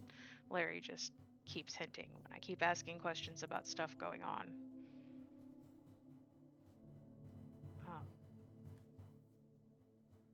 I'm kind of torn on this, honestly. With Zeno, even involving them a little, pretty much wrecked their lives, but I also wonder if they had known more, maybe they wouldn't have been as wrecked. That's a tough one. This is a real tough one. The only answer that I gave Bruce is I said, hey, I will give it a fair shake amongst us, and we will let the cards fall where they are, and whatever happens that we come to the conclusion on is what he's going to have to deal with. And he understood that, which I think in his world works the same way. So in all fairness, I figured I would bring it up. I don't disagree. Well, we can't have another litany break with the nation looking at us constantly and having a new pack here, and everything that comes with that really puts us at a disadvantage for what we're trying to do here. That's my concern. The more trust we lose with the little bit of support we have within the nation, with eyes looking at us, the harder it is to get things. Look how long we were alone here. We just started getting a foothold with other people, with Jason and the other pack. It's a concern. I'm not saying no.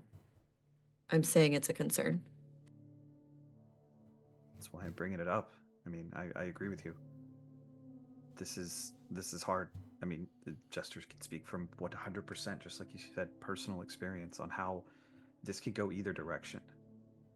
But the uniqueness of this is we're now together in a position to control it. And I hear you when you talk about the nation. I do. I agree with you. But loyalty is something we need to think about too. Like, we owe them, I think, as much as they owe us.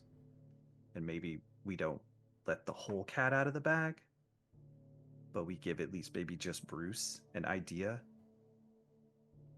and then say, hey, this is how it works. And with me being involved there, maybe we can talk him into me being put into a position to affect things there, so that if things start getting out of control, one of us is right there to shut it down right out of the box.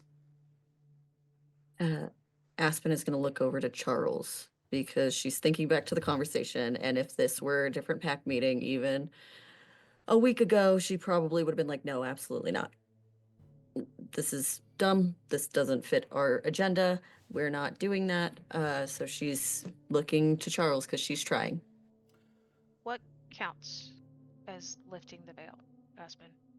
Like, obviously not us. Obviously, we can't reveal us. That is straight up a litany break. But what about the leeches or these weird plants? Like, do they count as part of the veil? They become a byproduct and could potentially lead to lifting the veil, to lifting everything on us, which is why it is an issue. Yes, we could talk around us, but you give the wrong information and everything could go upside down really quickly.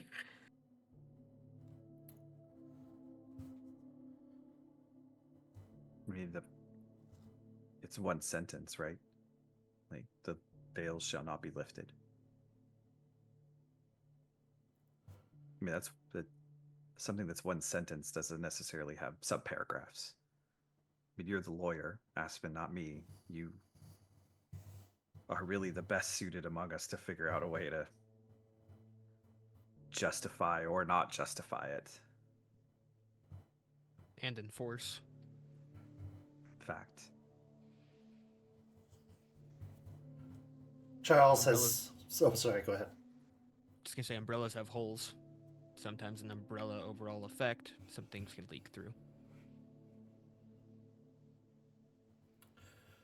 Charles has sat quietly through the whole discussion before kind of looking towards Aspen when she said his name or looked over towards him, but then fell silent again as everybody spoke.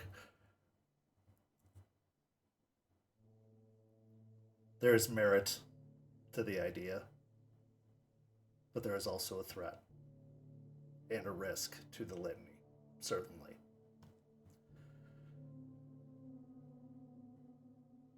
The truth of the matter is this. Has it been done before? Certainly. I would be lying to say that the nation hasn't used humans as assets. They have. They continue to.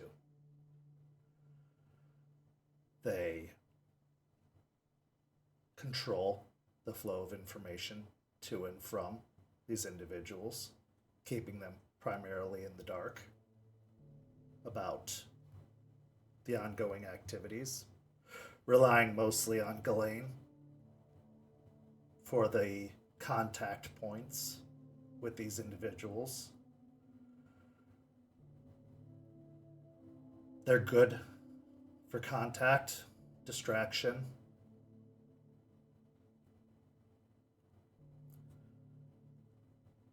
The issue becomes, are they an asset or are they a liability?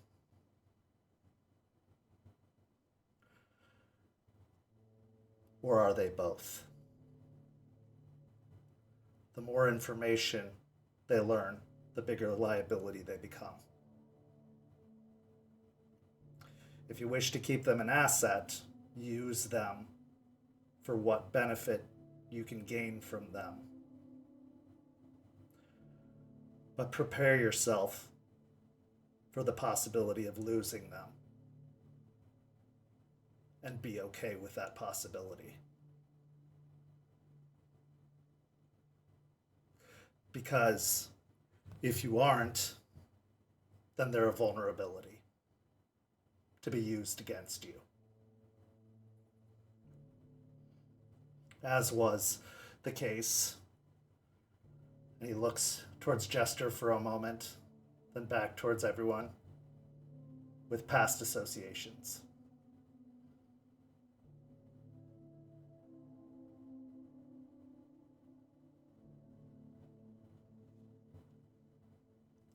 Many that the Guru nation have brought in such a case have been those that they have been willing to sacrifice for the greater war. There have been others that they have held close, but those are individuals that they have not allowed out into the greater world. Once they have been brought in, they've been kept close. Never to be returned, so that the veil remains secure.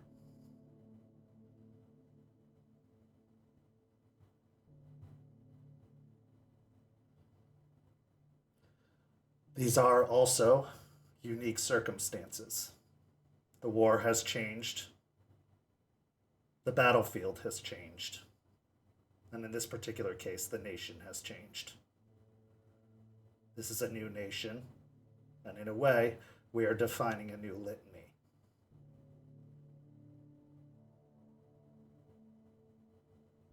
But we must learn from the mistakes of the past. And we must decide what risks are worth taking. Because you are correct. We could tell them about the existence of leeches.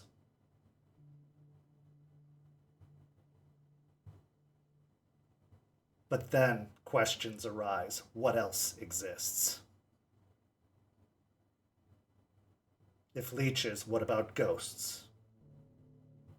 What about werewolves?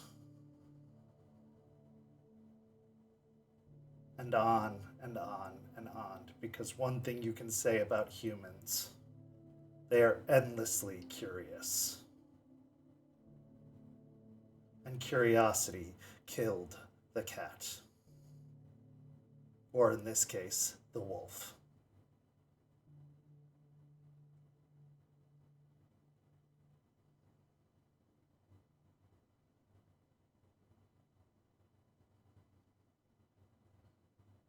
Aspen will fidget the symbol in front of her chair.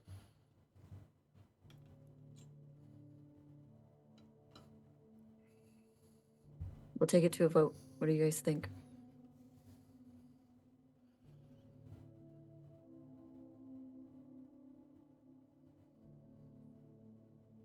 I'm a yay. Or how much? What we are. Limited. Just what we are. What we're fighting for. So all of it. Well, we're going to have to sit him down in a classroom to go over all of it. I don't think we have time for that. I don't think he has the patience or the attention span for that. Love him to death. He probably just doesn't care about all the minutia, but what the stakes are, you know? So all of it, Cliff Notes. Ish. Okay. Jason? Everybody here knows this guy. I don't. So I feel like my vote doesn't really matter too much. But from an outsider's perspective, I'd say no. I don't know the guy. You're a part of this pack. Your vote matters, Jason. Then I say no. Okay. Jester?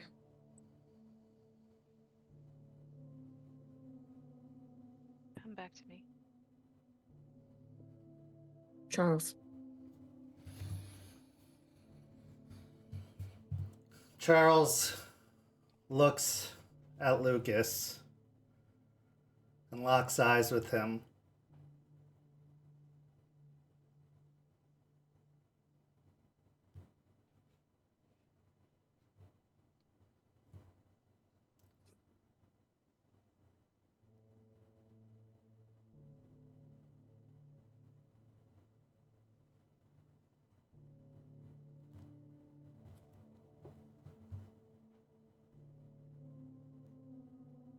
Lucas, I believe one of the reasons you have struggled most of your life as a guru is because nobody has been willing to trust you or invest in you.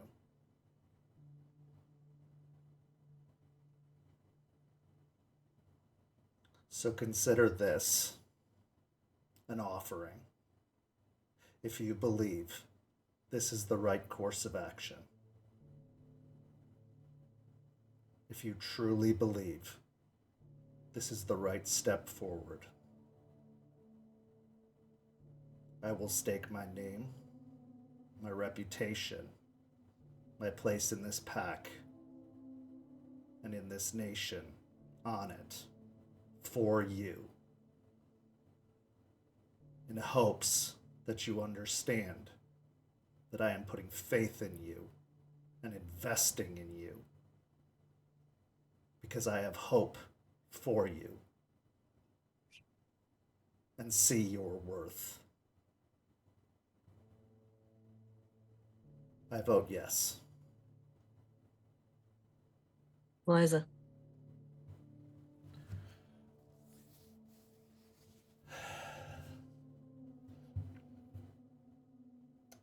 They are victims of our war. Look at what's happening to them now. We were just talking about the fact that they could be dying due to something that they don't know, and they have been for a long time. Once upon a time, our people hunted them and slaughtered them, and we're going to hunt them to extinction. Now, to be fair, if they all find out about us, turnabout will be fair play and we will get what's coming to us. Some would say there are those out there that already are.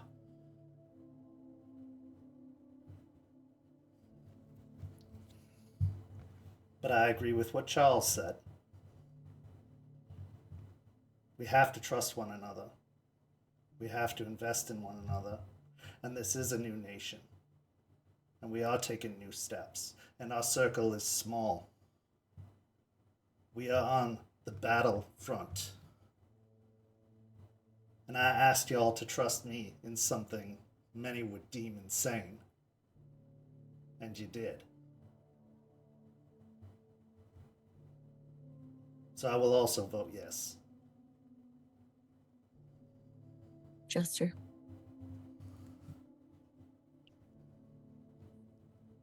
As everybody else has been going, I've been running over what happened with Steno in my head and really dwelling on the argument I had with Chloe the night Ryder died.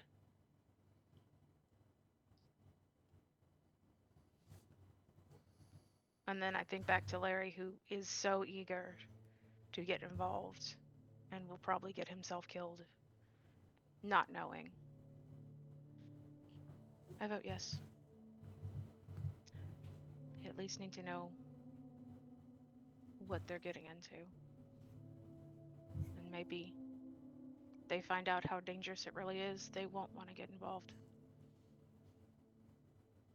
And it gives them the choice.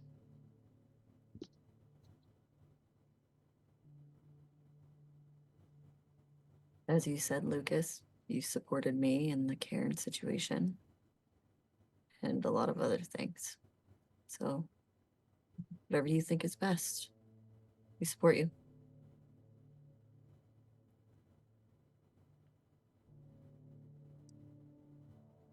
I'll get a hold of Bruce and get a sit down. Aspen, I'd like you to be part of that sit down. I think that's leader of the club, leader of the sept. I'll just be the facilitator in between. I do have one condition, Charles adds. I do respect Jason's right to maintain his secrecy in this. He voted no. His identity should remain private. Jason, would you like your identity to be remain private? Better for one guy to not be known by everyone. Yeah, that'd be great. Charles, would you like your identity to be remaining private as well? No. I want them to know who I am. Because if they see me again in the wrong circumstances, I want them to know why. Makes perfect sense. That's I fair. don't think Jester and I have much of a choice in that. Um, No, I think the three of us are screwed. Yeah. Eliza,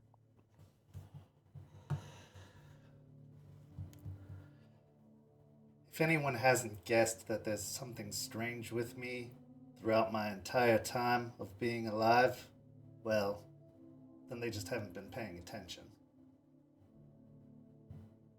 fair enough. Perfect answer. She looks towards Jace. I respect your reasoning, dear.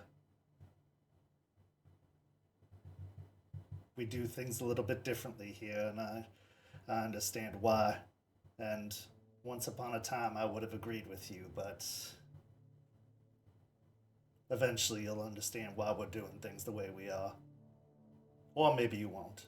Either way, it's a fun ride. I'm enjoying it so far. It's a little bumpy, but I'm enjoying it. And if you ever change your mind and you do want to be involved, that's fine with us as well. I'll be sure to let you know. And no hard feelings. Shakes. No hard feelings at all. All right, Sticky. You got it, man. Now there's the question. What about the pups?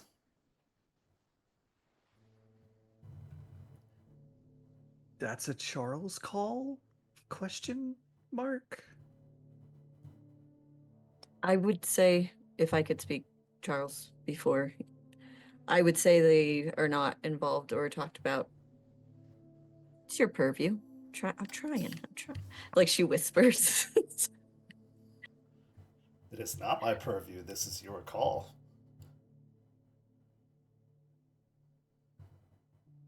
We'll talk about it later. But as far as the pups go, I think we should keep them out of the loop, out of that situation. They're still young and still brand new here. I don't think getting them involved in that would be a good idea, at least for right now. My sentiments exactly. Let them understand the basics before we bring in the complicated nuances. They're still figuring out the first part. Exactly. Should we warn them about the plants, though? They're kind of out in the wild. Brilliant idea, Jester. Especially the bushes. That's especially dangerous to us. So I would say yes on that. I will confer with Stakes.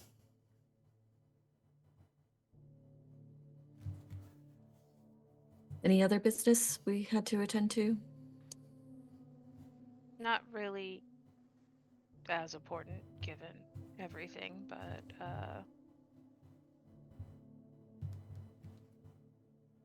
if you touch some of the trees, they kind of give you memories of the people of the Caern that have been here. Rory, one of the new pups, actually figured it out first. Well, Eliza figured it out first, but she's her usual not telling shit.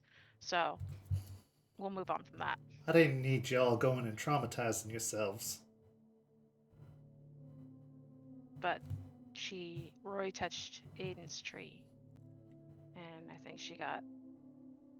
she saw the moments of his death from what she described to me. So she's probably going through some things.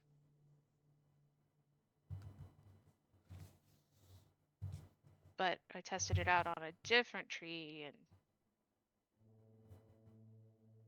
found some interesting things out. I will say this. It's not like books. You don't just pick them up and it is a specific passage. The trees will show you what you need to see. They have an intuition like that. So it's not like you're just looking into specific memories by touching specific trees. They're revealing their lives to you. They're connecting with you. They're sharing with you. So don't be worried, oh, if I brush up against that tree over there, I'm going to witness something traumatic and it's going to scar me forever. No. What Rory saw, Rory needed to see. What you saw, Jester, you needed to see.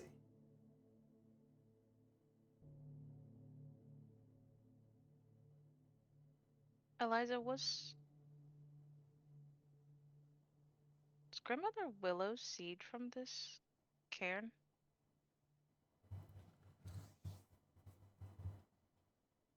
As I've come to learn, yes.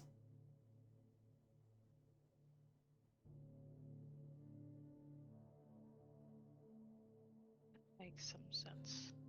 That's how Alara is here. Alara should have died with the can. Should have been destroyed with it. She was not.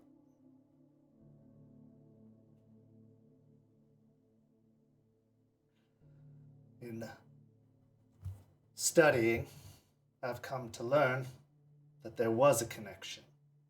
That Grandmother Willow was a remnant of the can that came before. She would have been very young, almost a shadow of that can when it had collapsed, when it had closed, when it went dormant. But what you were experiencing from her leaves was a lesser version of what these trees can do.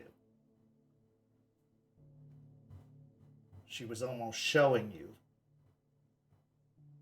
what you were headed for, in a way. In her own way. I don't think she even knew, as old and wise as she was, because again, she would have been maybe a sapling or a seed at the time. But there was a connection, yes.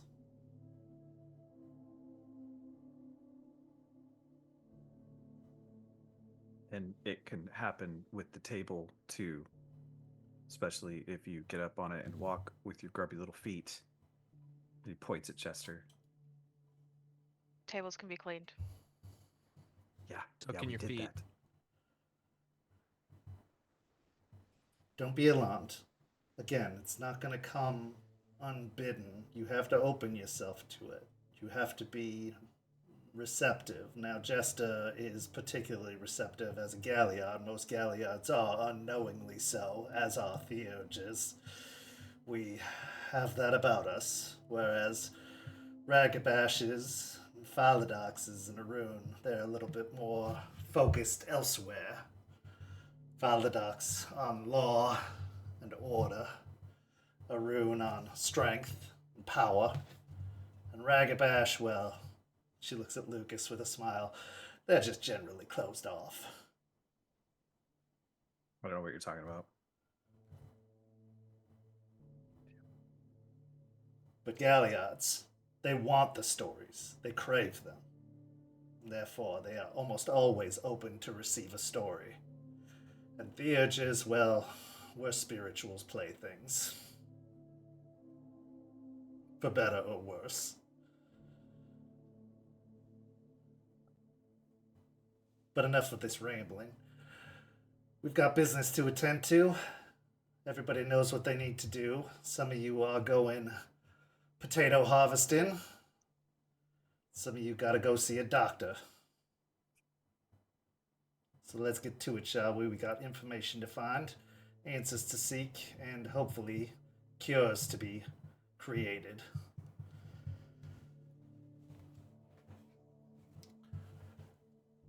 So as the pack takes up their marching orders and calls the meeting to a close, so too do we go to break after this especially long first half of tonight's story. When we return, we will see what Jester and Jace find when they go to the hospital to meet up with the contact of Eliza. We'll be back in just a few minutes with the second half of tonight's story. See you shortly.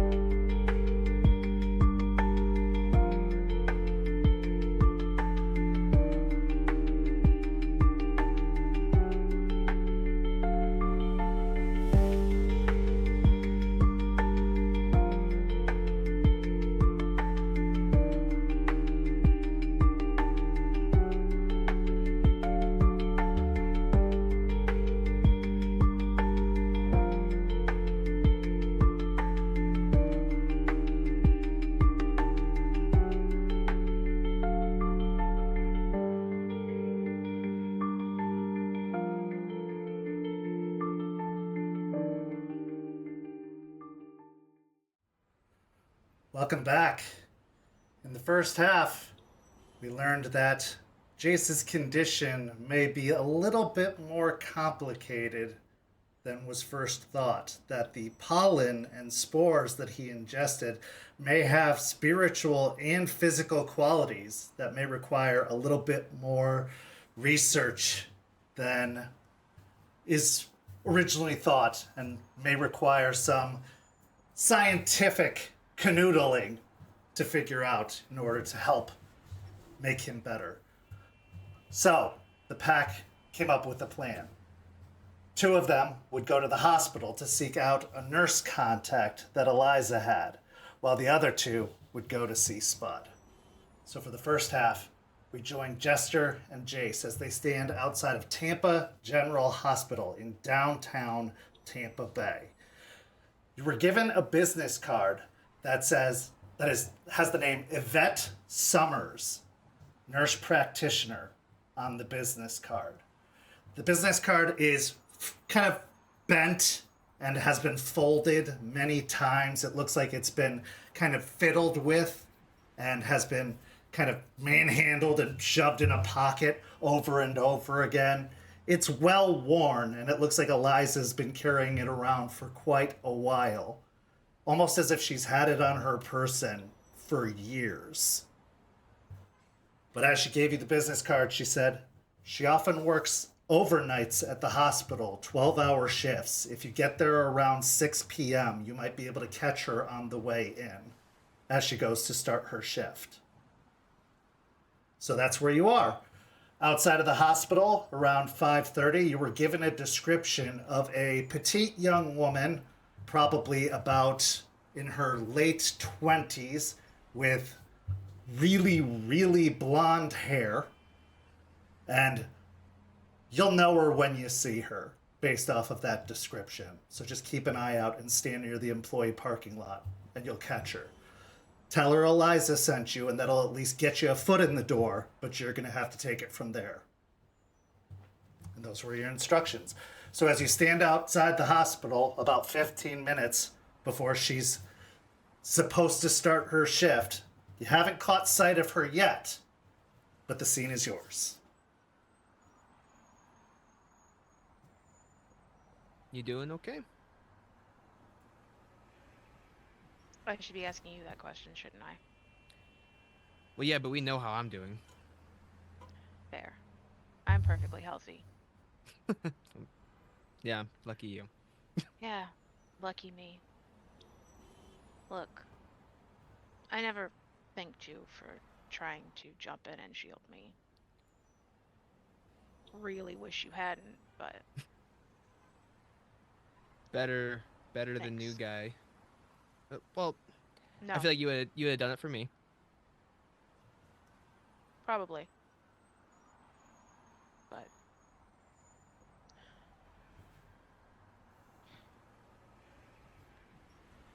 I'm not great with people trying to jump in and save me, especially when I don't end up being hurt in any way. Look around. About a year back, one of us died protecting me, and I came out unharmed.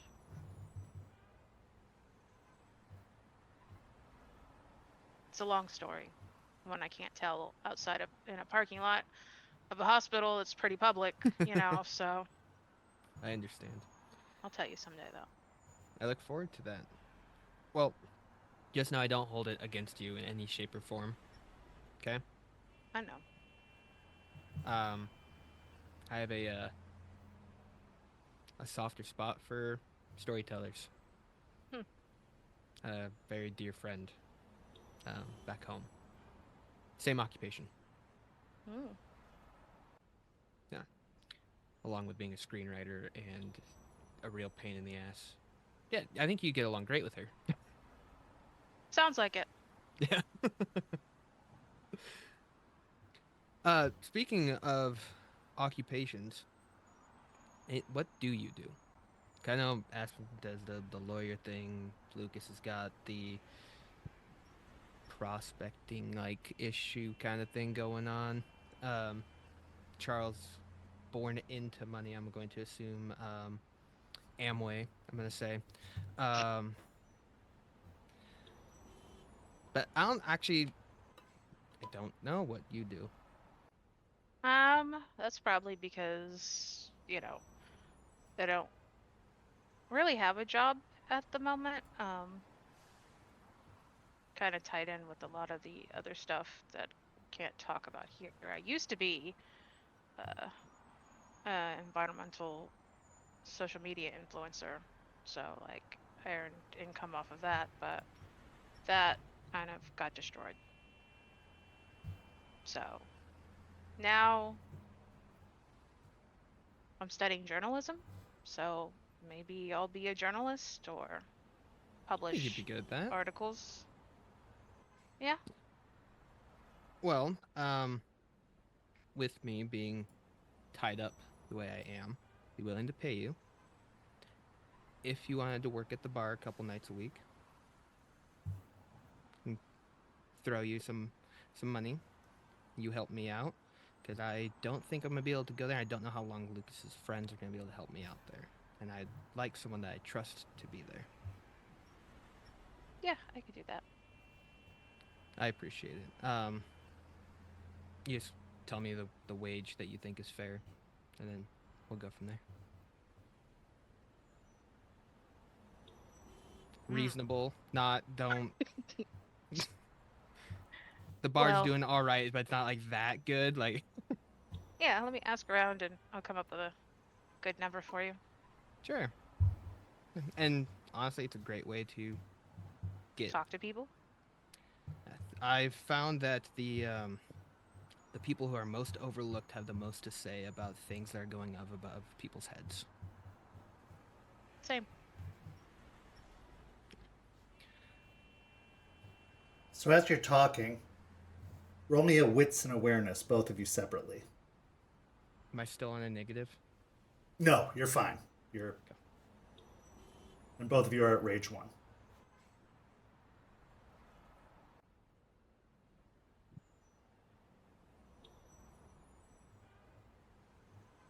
Four. 3. Both of you spot it almost immediately. When she said blonde, this is blonde. Almost like a yellow comet streaking across the parking lot. You see this bobbing head of hair at a jog running across the parking lot. In blue scrubs, this young woman has a bag slung over her shoulder, and she is at almost a full run, running from one end of the parking lot to the other, streaking towards the doors. Jester, as you catch sight of her, you feel the breath for a moment catch in your throat and your heart stop just for a second. You're not sure why, and you can't define it. You have no idea what causes it. You have no idea. You've never seen this person before. You know nothing about them. But whatever it is, it takes you aback for just a moment before you resume, as the young woman is running towards the entrance to the emergency room area. I'm gonna try, like, after a second or a moment's hesitation to, like, catch my breath again, I'm going to try to head towards the entrance to see if I can cut her off before she enters. Okay, give me a dexterity and athletics. Okay. I'll also, at the same time, be activating animal magnetism. Okay.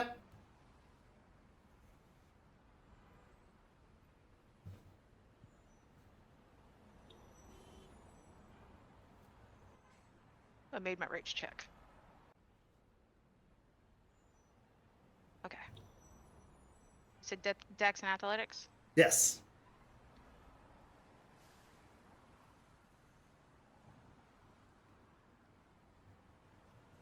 Two successes? Okay. So easy enough as you rush over to cut her off at the pass to the door. She is not nearly as quick or as nimble as you are, so you are able to kind of head her off at the pass, and she almost quickly comes to a stop. But as she sees two individuals she doesn't recognize heading towards her, her hand almost immediately goes to her bag, and she pulls out a can of mace. It says, "Can I help you?" Sorry. Wanted to catch you before you went in. Are you Ms. Summers? Yvette Summers? You can see that her face is a little flushed from running, and she's got a bead of sweat or a little bit of mist of sweat on her forehead. Yeah. Ivy. Can I Hi, Ivy. help you? And you see her eyes are a very, very deep blue as she looks over you. Yes. We were recommended, or Eliza Ross sent us. We kind of have a little medical issue we were wondering if you could help us look into. Oh, It needs to be kind of kept not public at all, like secret. well, hang on a second. She sticks the mace back in her bag. Eliza. Okay, I know Eliza. She's the older woman who comes into the clinic from time to time that I volunteer at. Yeah, I know her. Nice enough lady. So, medical issue? Do you need? I mean, we're at the emergency room. I'm not sure if there's something I can help with, but do you not have insurance? Is that the problem? You mind if we talk somewhere not by the door? Sure. Roll me a charisma and persuasion. You can assist one another, or whoever has the higher dice pool, you can decide amongst yourselves. I have 4. You do have the animal magnetism activated, which is why she's not screaming for security at the moment. Right. Hold on. Let me look up animal magnetism. I think it's a +2, but I need to make sure.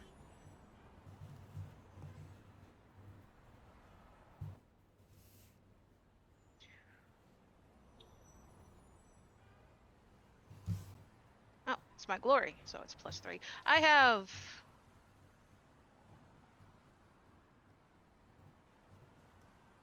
9. I will assist. You can add an additional dice to that.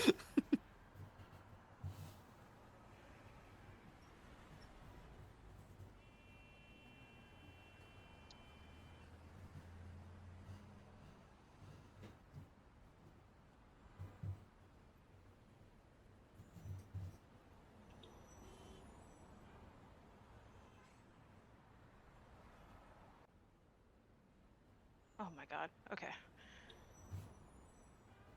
8 successes with a crit. Okay. So as she looks both of you over, her features that were a little bit sharper as she was studying you at first soften. Is it important? Like urgent? Yes, it's very urgent. You said Eliza sent you? Yes. Okay. All right. Let's talk. She starts leading you in to the emergency room. And as she walks in, a security guard who's sitting at the desk by the opening doors looks at both of you for a moment and then looks towards Ivy and says, "Miss Summers, everything all right?" She says, "Yeah, Dave, it's fine. Don't worry about it." He sits back down. She says, "Follow me." She leads you in. Waves a security badge by a door, and it beeps and opens. And she walks you down a long hallway towards a set of offices near the back. And as she passes by a sign, you see a placard that says Yvette Summers, spelled Ivette, Summers, nurse practitioner. As she goes in, there's a small office almost like a little hole in the wall office with a little examination table and a small desk, barely a desk, with a few cabinets. And as you're looking over the office, you see that there are a couple photos up on the wall. And in the photos, there's Ivy, but there's also an infant. She's holding a newborn in a couple of the photos. And then there's a couple of the baby playing, a little boy dressed in the baby blues. And in one of them, they're holding a stuffed dog puppet. She heads over to the desk and grabs her clipboard and her stethoscope. Close the door. So what can I do for you? Well, this is Jason here. We think he was, I guess, infected with some sort of spore, but it's from some plant that we're not aware of, and we would like to get some blood work done on him because we don't know. He's been experiencing some weird things, and we think we're trying to figure out what it is. It's no plant I've ever seen or heard of. Kind of a little knowledgeable in environmentalism, but like it's definitely invasive and has been popping up a few places around the area. Well, this is really not my area of expertise, you know. I mean, I don't know why Eliza thought I could help. I could. We're pretty sure whatever's happened to him, like somehow it's gotten in his blood. So that's why we're looking for some blood work done. She also suggested a spinal tap, but I don't know if that's. If we can avoid I don't that know. one, That's not my fine. area of expertise. She looks over towards the wall, and you see a certificate that says that she has her pathology certification. Me and my big mouth tell Eliza some things, and of course. Okay. I can't guarantee anything, but it's a hobby. I gotta tell you, I recommend going to an actual doctor. The emergency room's right there. But if you think that it's a discretion thing, I can draw the blood for you and you can take it to a specialist or something, or I can run some tests. But if Eliza sent you to me, it's probably a discretion thing or an insurance thing. So if that's the case, I'll do it because, well, I owe her. She helped me with some kids a while back that were a little unruly in the clinic. She got them to stay still and calm while I had to do a workup on them. So I'll consider this a favor paid back. But you said it's something to do with spores, plants. We've had a couple of people come in with some weird rashes and stuff recently, so And no I'll see. rash, just headache mostly. Headache. Yeah, Okay. No vomit or diarrhea or anything like that, or coughing or sneezing. Just pretty bad headaches. Okay. Well, I can do blood, but if you're saying you're experiencing headaches, there's one other thing I would recommend too, and it's gonna hurt like hell. Spinal tap. Test the spinal fluid. It's pretty much the cure-all. Also, a fecal sample is a really good way to test as well. If you think you're, like they say, everything comes back to poop. It's a good way to test some things too. You got a cup? I will get a sample tray, yes. I didn't think you'd want it on the floor, so. She furrows her brow and then chuckles and shakes her head. Yeah, let me get everything to get you started. Just wait here and don't mess with anything. She heads to the door and steps outside, leaving the two of you for a moment alone in the office. She seems nice. Yeah, she does. A cute family. I'm gonna stand up and look at some of the pictures. Not really touching anything, just looking at the ones on the wall. Yeah. Ever have weird senses of deja vu with people? You know who you're talking to, right? Yeah, I know. Then yes. Constantly. Why?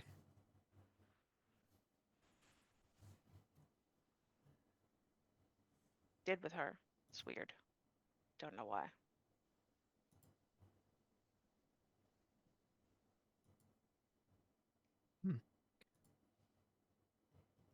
Maybe there's, I don't know. Like what would you feel? Or like but did you like sometimes like conversations are like the sense of deja vu. Do you feel like we've done this before? Hmm. No, no. It's when I saw her. Just kind of just made my breath catch for a moment.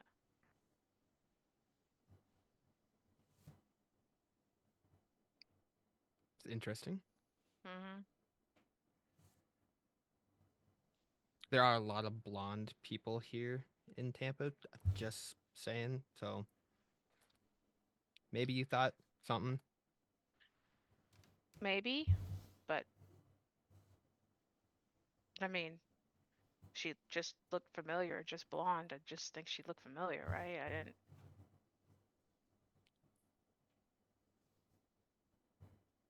Felt kind of like a shock. Just a tiny shock, but weird.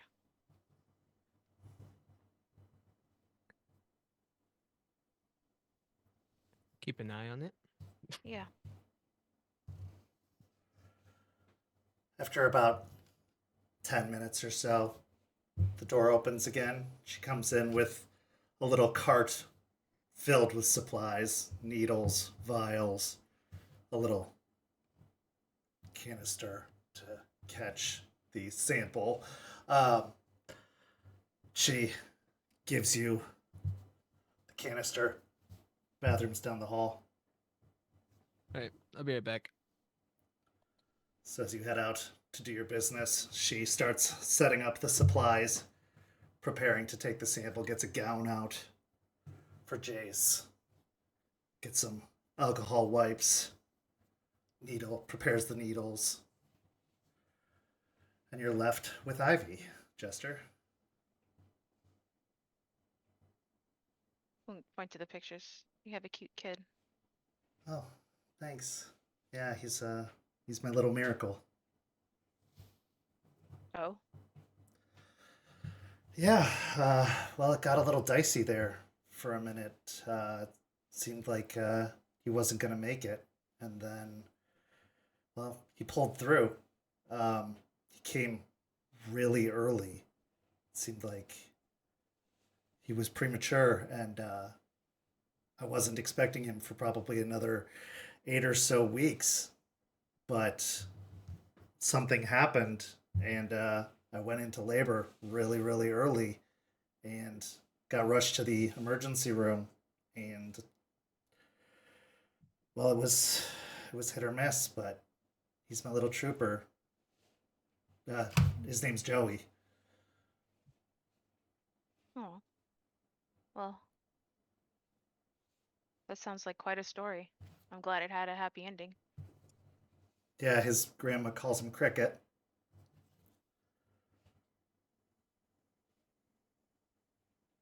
Oh, really? Yeah. He likes to make this chirping noise when he's laying in bed. Usually means that he's ready to be fed. It's silly, but it's just this thing he does. That sounds super cute. I'm gonna Yeah, just take in a deep breath. And I was going to do, I'm going to activate Sense the True Form. Okay.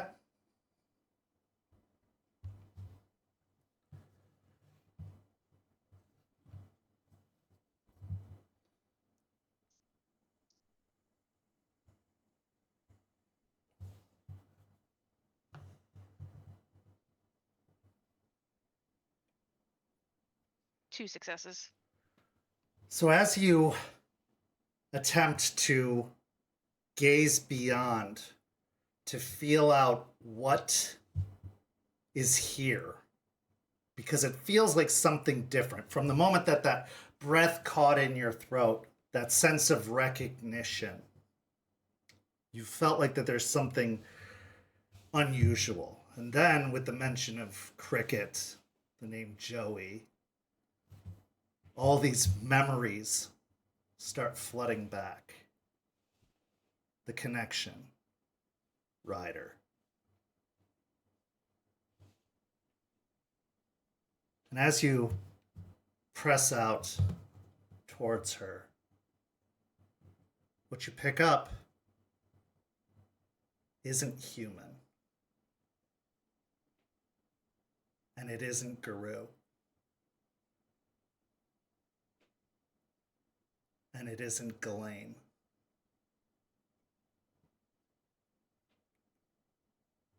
You pick up spirit, and only spirit.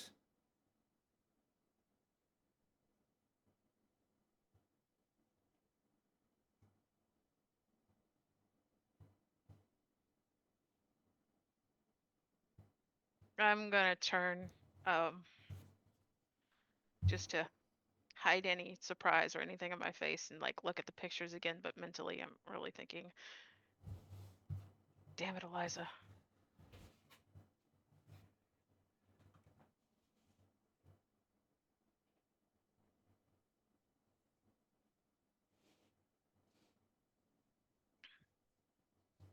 She doesn't look that old, does she?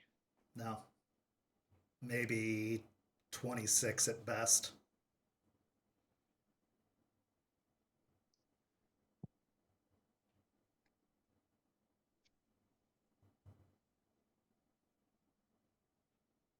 So do you keep the conversation up, but do you have to work a lot of overtime here, or do you get Well, a lot of time to spend with your son? as much as I can. I'm a single mom. His dad's not in the picture ever since, well, before. And so I gotta, bills to pay, but thankfully his grandma's around to help take care of him. So I see him. I mean, I get to see him plenty when I'm not working at the clinic or here, but yeah, I mean, I work a lot. Gotta do what you gotta do. Rent's not cheap. Right. Thanks so much for doing this for us. We do really need to keep things secret. Yeah, Eliza's a good person. I mean, I don't know. I felt, the good ones when you work in the field that I do. And when I met her, she came into the clinic and she just had this way about her, a gentleness, a kindness. And she's one of those people that you just want in your life. And I never could charge her whenever she just came in for basic medical care. She was always fine. I didn't even know why she would come in. I just think she always just wanted somebody to talk to. But she would never talk about herself. She'd always just ask about me and Joey and how things were going. And I guess when you get older, you get lonely. And I didn't mind. And she just kind of hung out around the clinic and just wanted to be near people, I think. So if she says you need help, how could I say no? Yeah. How long has she been coming to the clinic? Yeah, I mean, she showed up maybe about a year or so ago.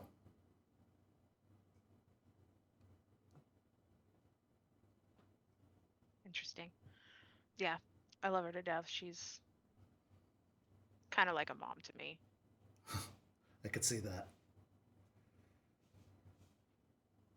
She told me she had a son, that he's no longer with us, but, you know, she's just happy seeing and hearing about Joey, and I don't know. If it makes her feel some sort of peace and happiness, I'm not going to deprive her of that. Right.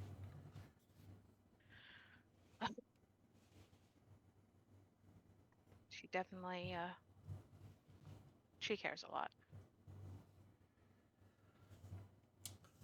Jace, in the bathroom, as you do your business, which is not difficult, you get the specimen you need, you come back, and as you come in, you hear them talking outside the door. And you listen in and you hear the last bits of that conversation before opening the door. Oh, got it? Yeah, where do you want it, on the cart or on the desk? I'll take it. She Yeah. takes it and places it on a shelf on the trolley. All right, let's go ahead and start with the blood. Get the easy stuff out of the way first. You got it. Okay. He'll roll up his sleeve and expose one of his veins. She ties you off. And as she goes about her work, she works with such a skilled hand. It's almost fluid as she inserts the needle. It's almost like a small pinch, but barely a mosquito bite.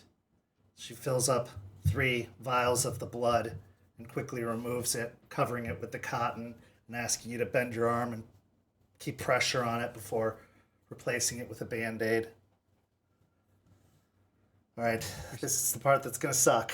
Go ahead and put this gown on. You're gonna be just as gentle with the spinal tap, right? Gonna be as gentle as I can be. You want me to hold your hand? Would you? Yeah. We'll see. If I start screaming, yeah, or cover my mouth. Okay. I start stripping down. So as you change, Ivy averts her eyes, and once you're done changing into the gown, she sits you on the table, then wheels around back. I'm going to tell you, it's usually doctors that do this, so bear with me. I believe in you. Just don't miss. Okay.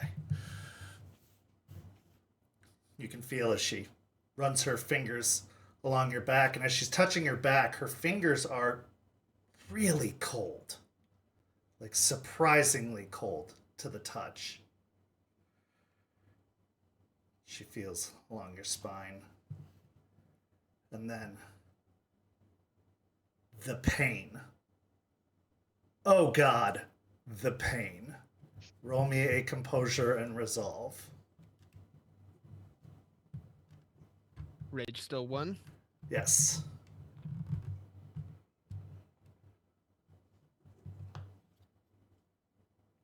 I'm gonna burn a will.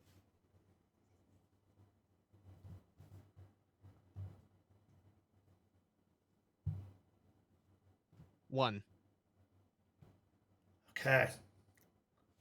So as you take a point of aggravated physical damage from the piercing of the needle into your spine, you feel the rage start to well up inside of you. That burning fire in the pit of your stomach, as it starts to roil up, you can feel the goose flesh start to roll up from your back and up your shoulders. Can I see his face? Oh yeah. I'm going to take both his hands and just like squeeze. This shit fucking hurts. Like a lot. squeeze it out.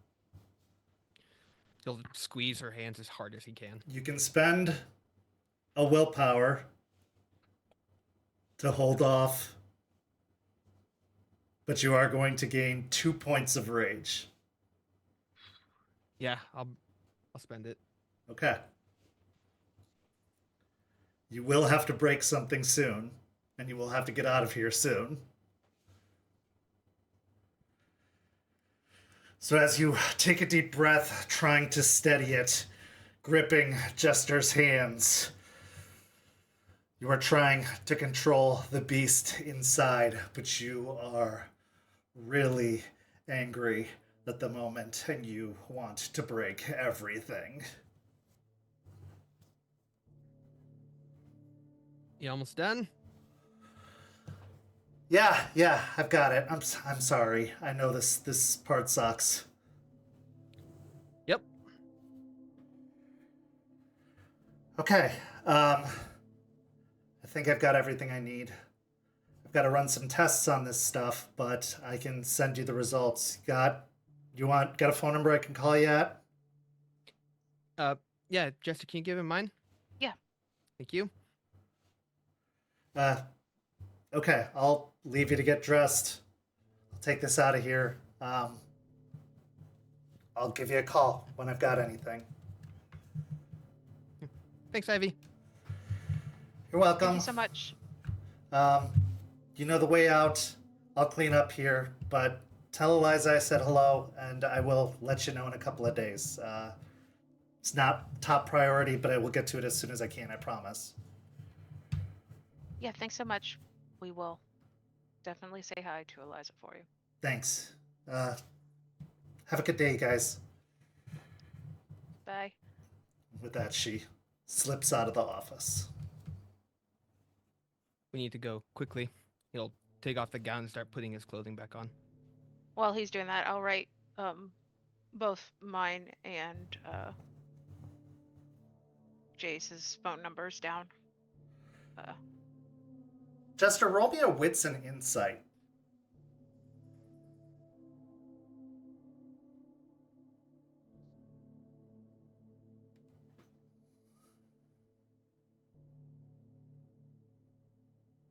Two successes?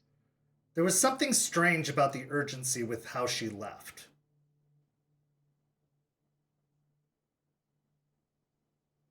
As if she knew to leave in a hurry.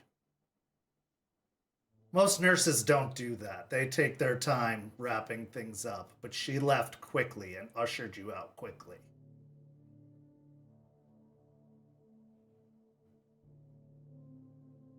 Yeah, we should go. Yeah.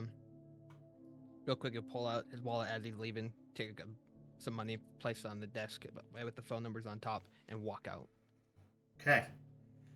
Quickly rushing out the way you came in, pushing the door open, out past security, out into the parking lot. You move around the side, heading towards where you're parked, and you see the perfect target, Jace, a large dumpster off around the side. Roll me a strength and brawl.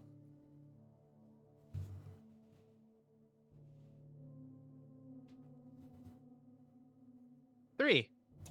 Unleashing all of your fury onto the dumpster, you give it a solid punch and dent in the side of the dumpster as you just feel all of the rage come out of you into the strike, leaving a massive dent in the side of the dumpster. But then you can let the breath out.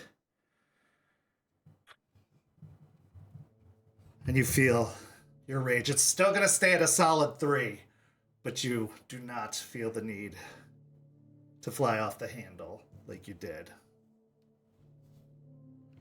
Dumpsters are good for that. What? Punching stuff hurts so bad.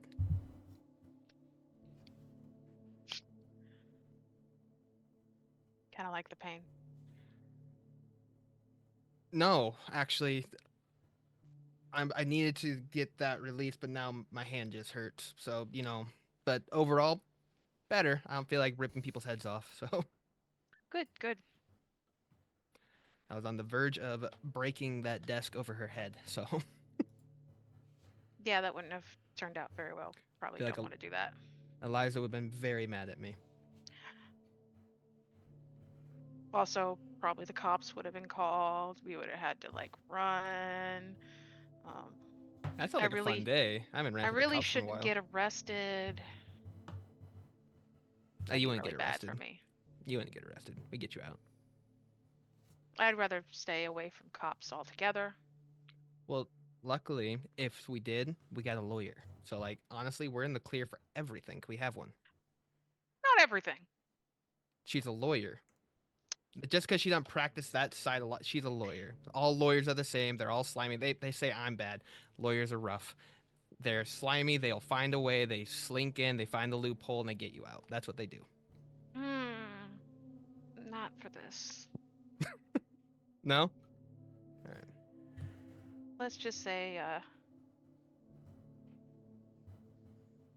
don't know, food for later. Keep you curious. Under my real name, I'm a wanted terrorist. We should go. Good company then. All right. Off to the bikes. As you head to the bikes, heading off, your mission complete for now. What's going through both of your minds, starting with Jester? Well, I'm really glad that, Jace did not flip over the table, not just for causing attention, but given the interesting stuff that I found out in that room about Ivy. That is kind of crazy, and I think I need to have a long conversation with Eliza and probably Alara very soon. And Jace. Happy that it's done. Hoping that some answers come from this and he doesn't have to get a spinal tap ever again. Fair enough. Letting people in to what you are, even subtly, even with something as simple as blood work or spinal fluid, is a very tricky thing, because nothing about you is normal. But nothing about her was normal either. And are you really letting someone in if they've already been there before? They just don't remember? That's the real question. We transition now to the second half of that night's assignment. Aspen and Lucas, you had requested a meeting with Spud. Now, instead of just showing up to meet with Spud, you would have to text because he didn't like unexpected visitors and usually would respond in kind in a negative fashion. So when you requested a meeting with Spud this time, you were sent coordinates. And these coordinates were far, far, far from the motel.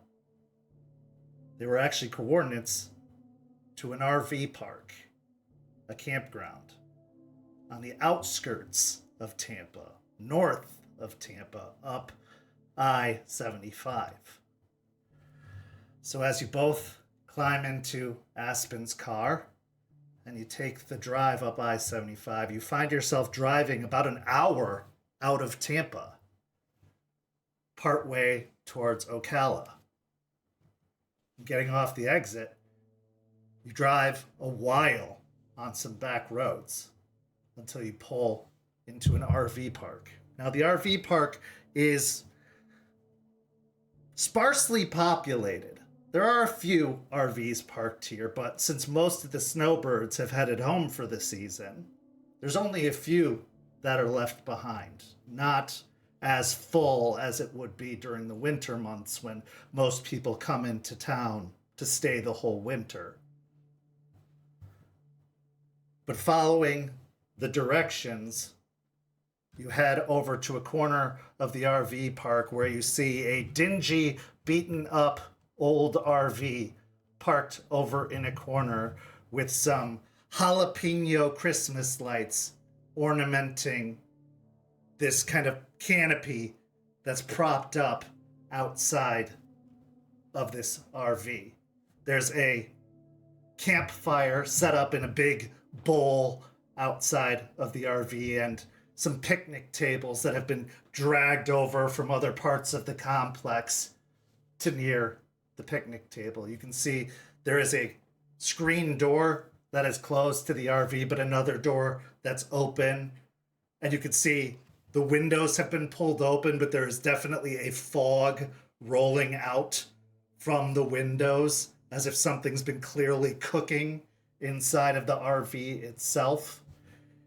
And there are little muddy paw prints all over the side of the RV, smearing the white siding of the RV itself.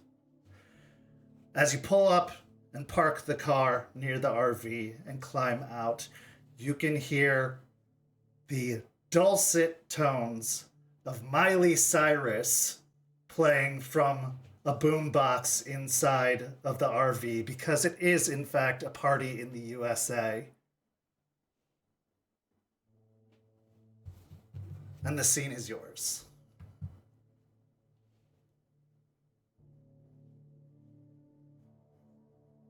He's upgraded? Is that the right word? No, I would say relocated. I don't think upgraded is a proper term as she looks up to like the jalapeno lights. Yeah, it's like a lateral shift.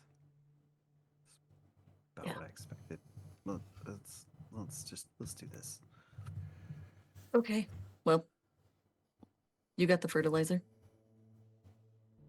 Lucas will head around to the trunk and take out the sack, throw it over his shoulder, and head over to the RV. As you approach the RV door, the sound is deafening. Clearly the music is turned up all the way as you can hear the pounding beats of the song playing throughout the RV, almost echoing off of all of the walls, and that pungent smell of chemicals cooking hits your nostrils the closer you get. And as you get closer, you can hear Spud singing at the top of his lungs along to the song, off key as off key can be inside the RV. But once you get close enough, he goes, "Hey, you guys made it!" Nice to see you, Spud. He comes walking up to the screen door and he has a Kiss the Chef apron on, as well as his crocheted wizard hat and flip-flops and cargo shorts. Here for the barbecue? Maybe later. So, you wanted to meet? Yeah, we have some interesting news as far as what we've been up to. It's been a little bit. Yeah, I'll say. We haven't seen each other in a while. Lots changed around town. How's that been working out for you? I don't know. It's getting a little crowded around here. What do you mean by that? I don't know. Feel like I need to, get some frontline or something with all the Paw Patrol.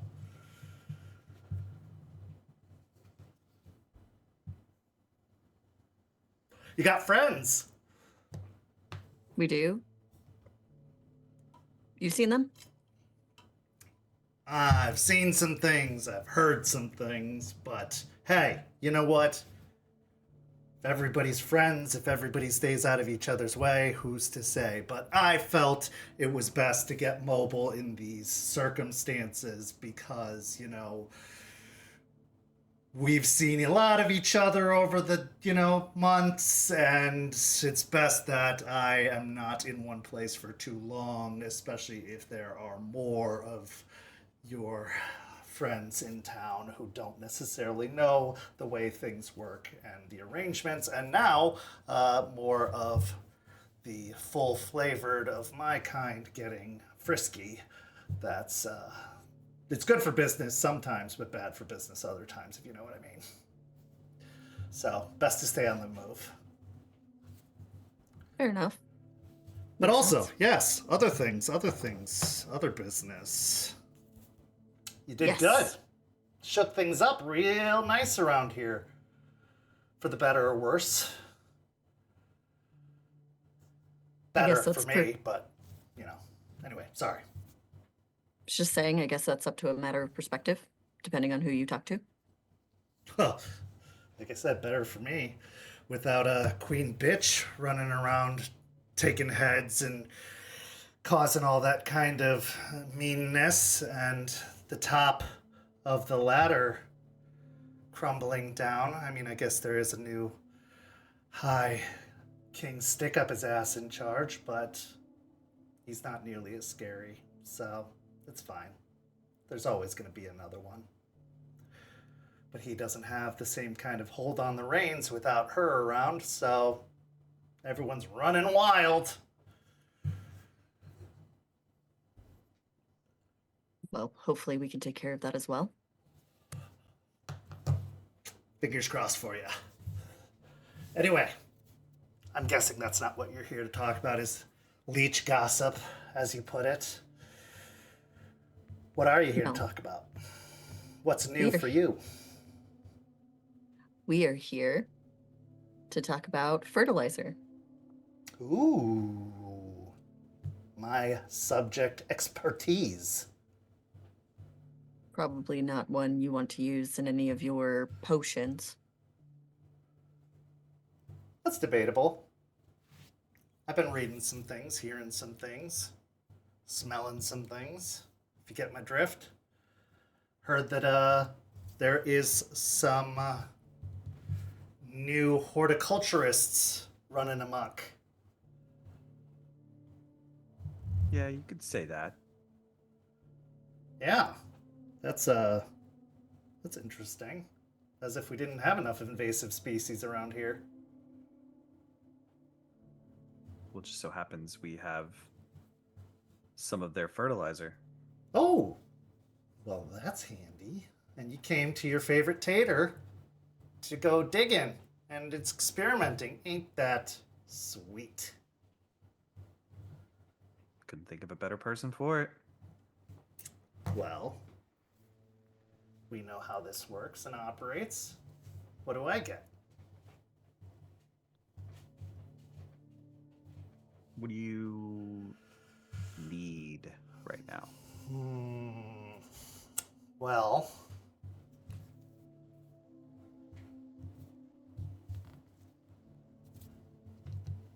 okay.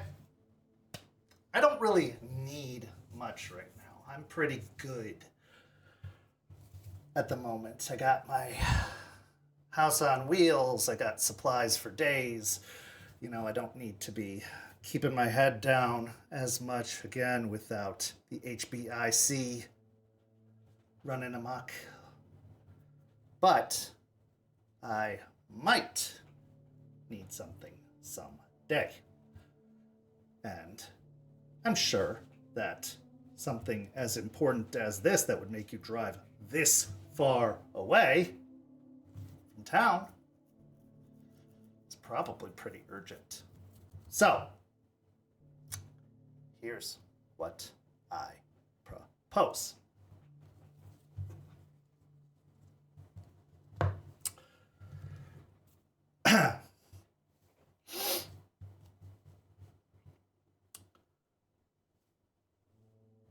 Right of refusal. One day, you're going to ask me to do something, and I reserve the right to say no. That's it.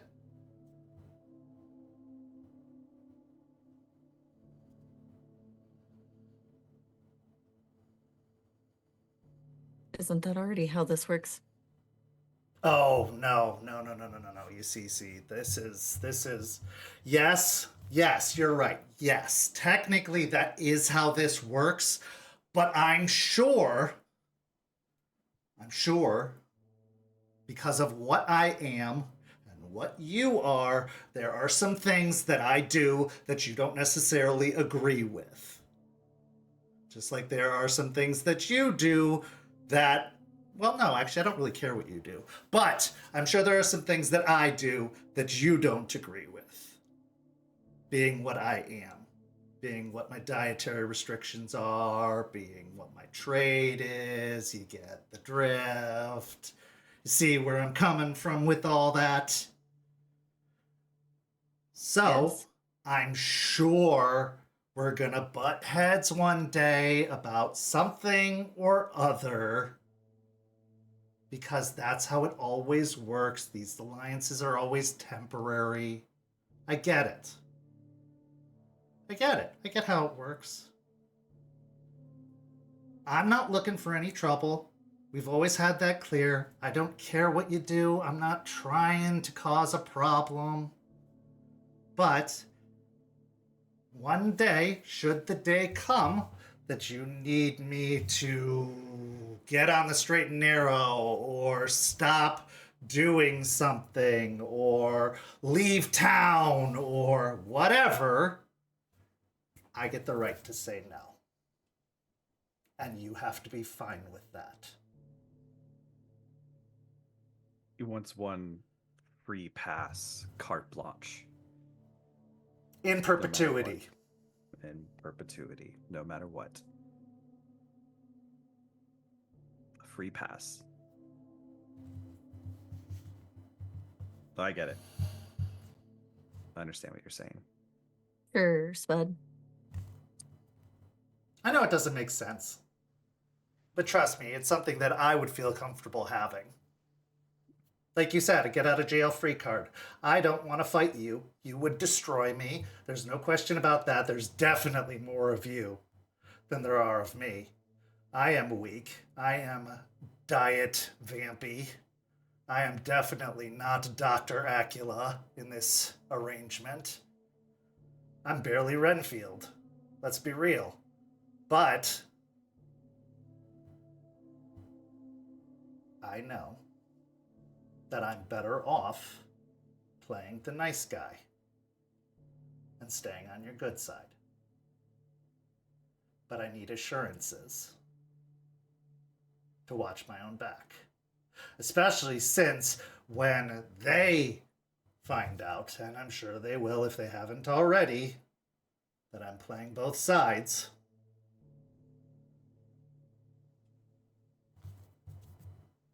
they're not going to be happy about it either.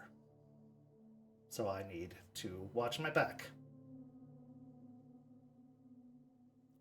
So, in perpetuity, a right of refusal.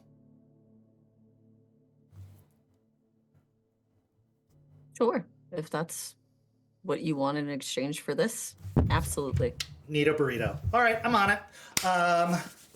Okay, so, yes, I can work with this. I will tell you, they have been asking questions too. Word has been getting out about this as well on that side of the fence. They don't know either. They don't know anything about it either. They are not in on it. They are not a part of it, or at least not the groundlings. I can't talk about the higher-ups. I don't run in those circles. In fact, the minute your shenanigans went down, I got out of a pretty sticky situation, so thanks for that. That really helped. Nice distraction. Your boy got to slip out and not be under their thumb, aka part of on the run thing here, moving around, not needing to be in their pocket. That was pretty nice. So thanks for that. But yeah, they are they're not aware of this. And apparently, they get sick too. That's something. Definitely something. Yeah. Yeah. Apparently there's rumor going around that one of them, at least one, has been running wild, causing all kinds of problems. One got sick and is out there somewhere. And potentially can make others sick because of what he is. That little bite. Not a problem for this guy. Didn't get the hardware with the whole transition, which is fine, saves on dental bills, but, you know. And they haven't found or taken care of it? Yeah, not as easy to do apparently anymore. Used to be a thing. Not as easy a thing. Not with this change. Not as easy to detect them as they used to. Apparently it changes the smell or the makeup. So I'm really excited to be working with this stuff. The favor, the right of refusal is just a Benny. So, you know, glad I got that. But this is exciting. Yeah. So yeah, it does. It's interesting. It's interesting that it goes both ways. Living and dead. And the one running amok is in closer out here. Oh no. Near. No, it's in the city somewhere. Good. Yeah. Wonderful. I mean, it's chaos down there. Also, another reason for me being out here is that it's just been absolute insanity down there. Again, good for business for me, but I don't want to be near it. Fair enough. I'm fragile. What else have you heard? Have you heard anything else about what they know on that side? Well,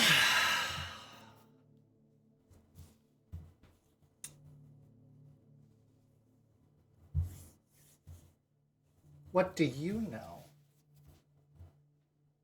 We know that there are plants out there that have different interesting, let's say, abilities.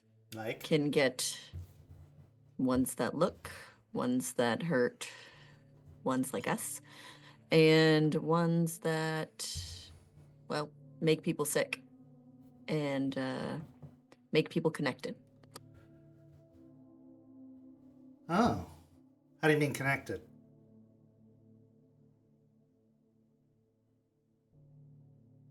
Still working on the details of all of that.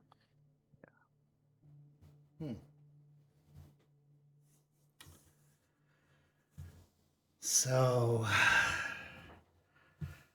you haven't met the birds yet.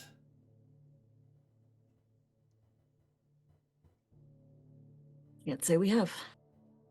Yeah, there's some that fly.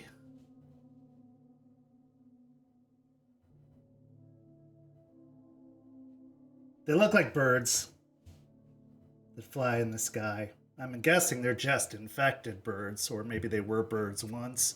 But, yeah, they fly. Got these really, really wicked beaks. Kind of like sharp, almost like pokey stingers. Really bad for us. Or at least for those that, you know, get in their way. Kind of like stick ya where it hurts. They go for the vital places. Eyes, hearts, that kind of thing. Central nervous systems, brains. They're focused seemingly on the power centers of the body. And they come about the size of a football. But I've heard that some of them are about the size of a silver dollar.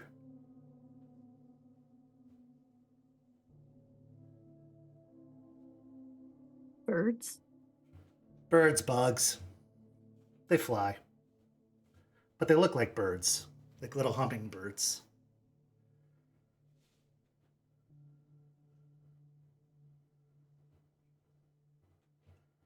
Apparently, they come out of a plant that hangs.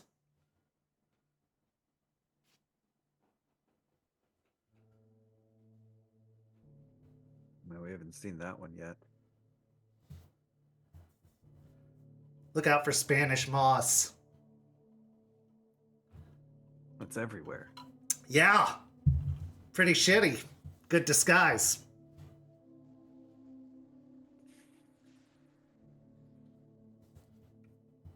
Okay. Appreciate that. Their little nests will be hanging from up in the Spanish moss.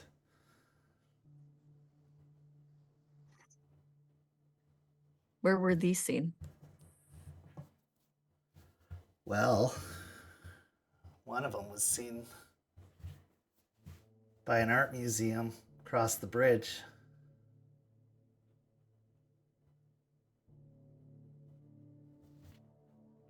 It's rumor, really. I can't say I've seen one myself, so you gotta take this with a grain of salt, but I figure tell you everything that I've heard.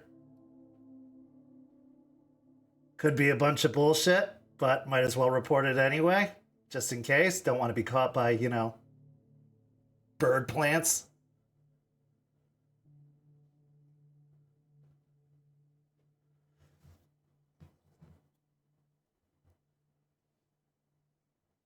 Is it only one of them that's running around? Only reports of one?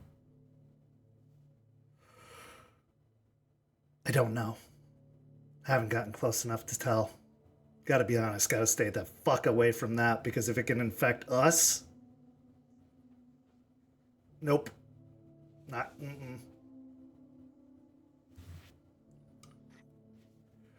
But I'll tell you, my kind are hiding from it. And really nervous about who they're feeding on, so they're coming to me for bottled stuff.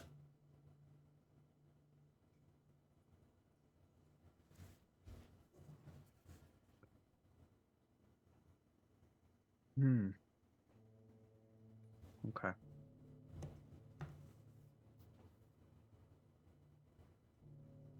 Appreciate that, Spud. That's new information for us, those bird plants. Yeah. Okay.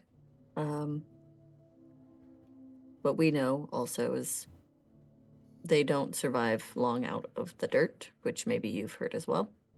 Oh. I have heard that.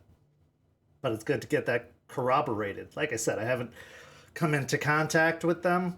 This is kind of my first hands-on experience with anything having to do with that. But knowing that helps my approach with this. That's why I wanted to make sure you knew, because Appreciate it. anything you find in there, if you pull it out, it's not going to last long. Controlled environment. I know you don't have, like, the best safety protocols in there, but... Psh, you don't know my safety protocols. Yeah, well... You're probably right, though. It's a pretty Breaking Bad setup in there. Yeah, it feels like it. But mask, man, I highly recommend it. Okay. Good call. I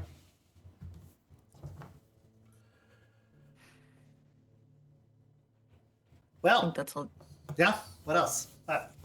I think that's all the information that we have as far as what we know about the plants so far. So any information that you get would be greatly appreciated. I am happy to share. Obviously. Okay, so I will get to work on this, see what I can find. I'll let you know if I find anything spicy or interesting. Got a couple of ideas already how to proceed. Kind of nervous about the idea of planting one, but also think it would be a good idea to study it in its gestation and in its different phases, but might put it in a box to see how it grows in a contained environment and see if there's a variety of things in here or just one. Anyway, sorry, already thinking out loud. This will be good. This will be good. This will be good. Great. Well, be careful. Obviously, you're some of my best information customers. Love to see ya.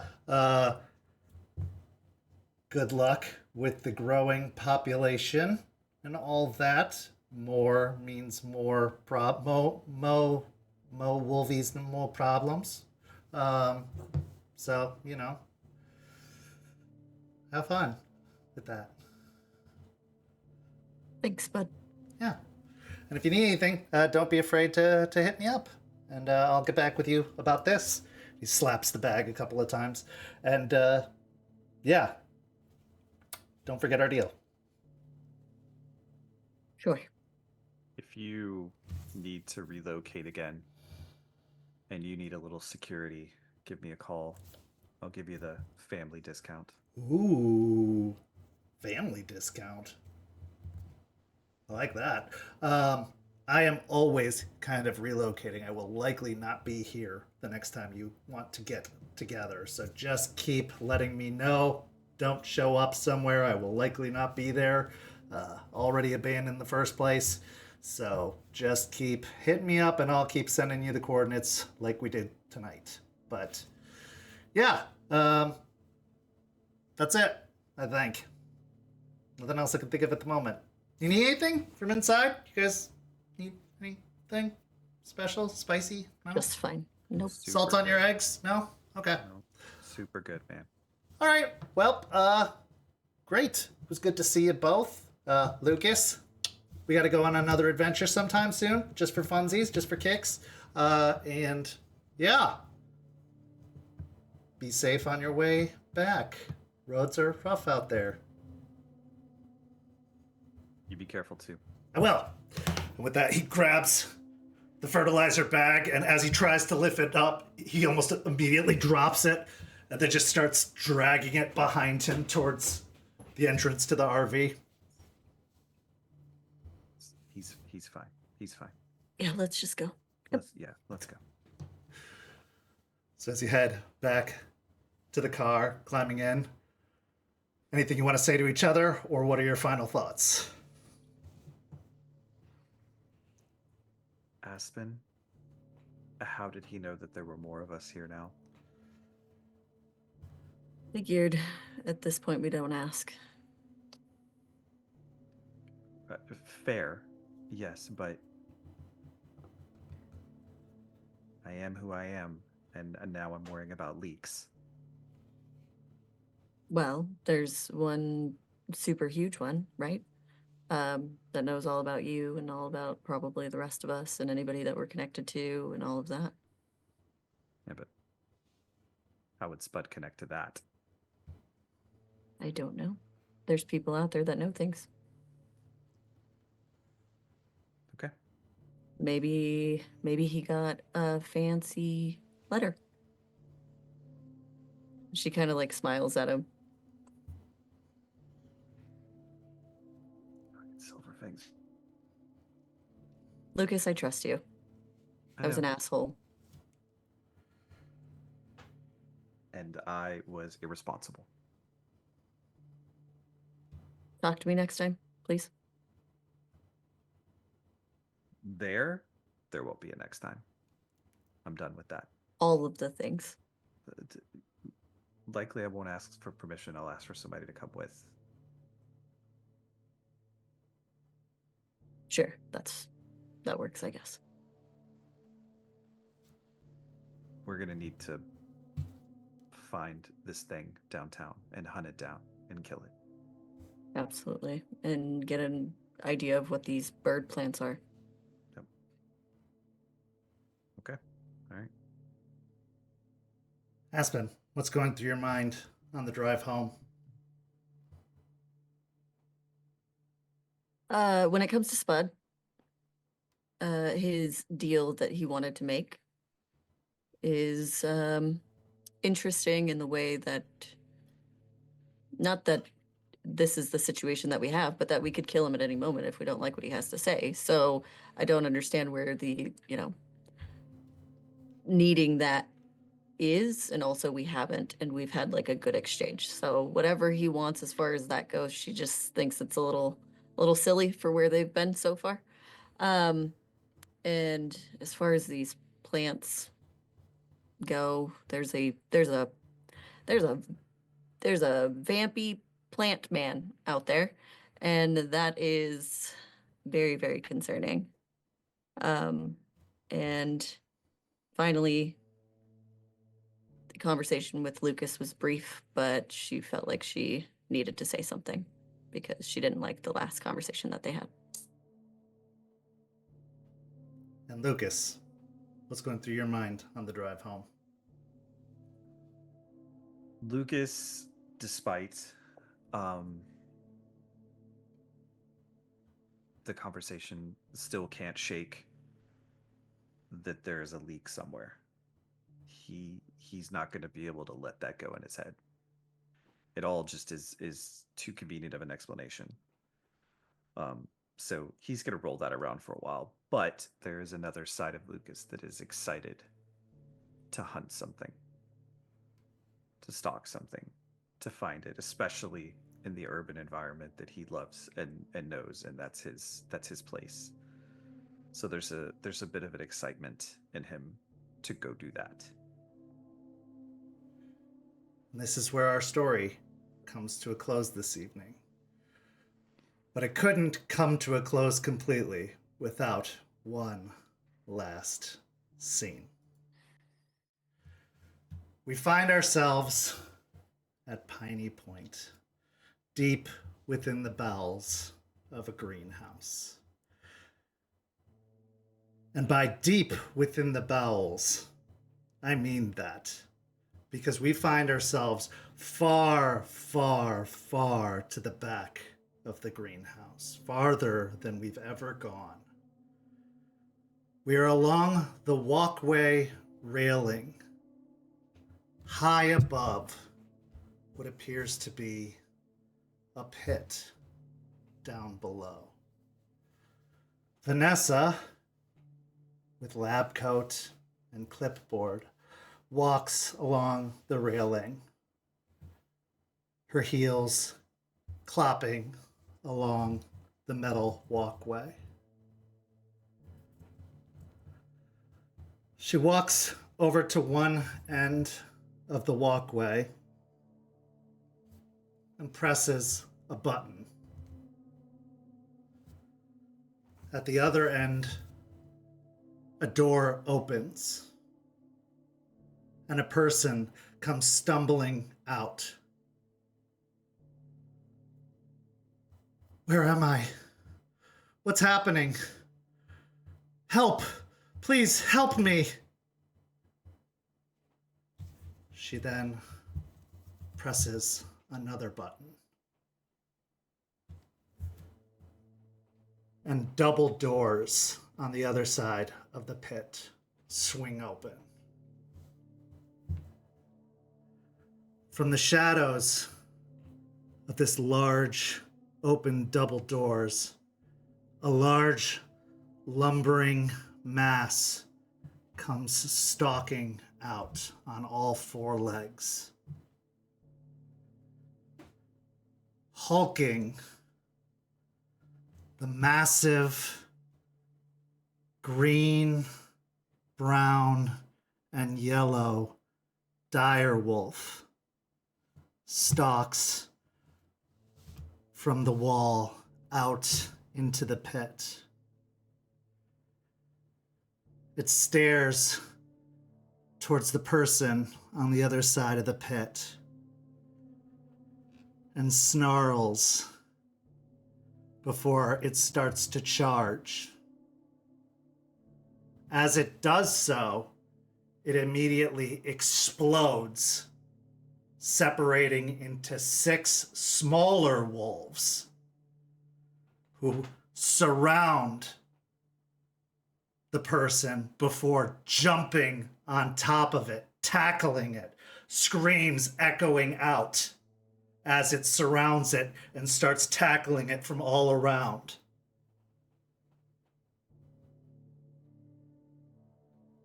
The sounds of flesh ripping and tearing, the scream turning to a gurgle.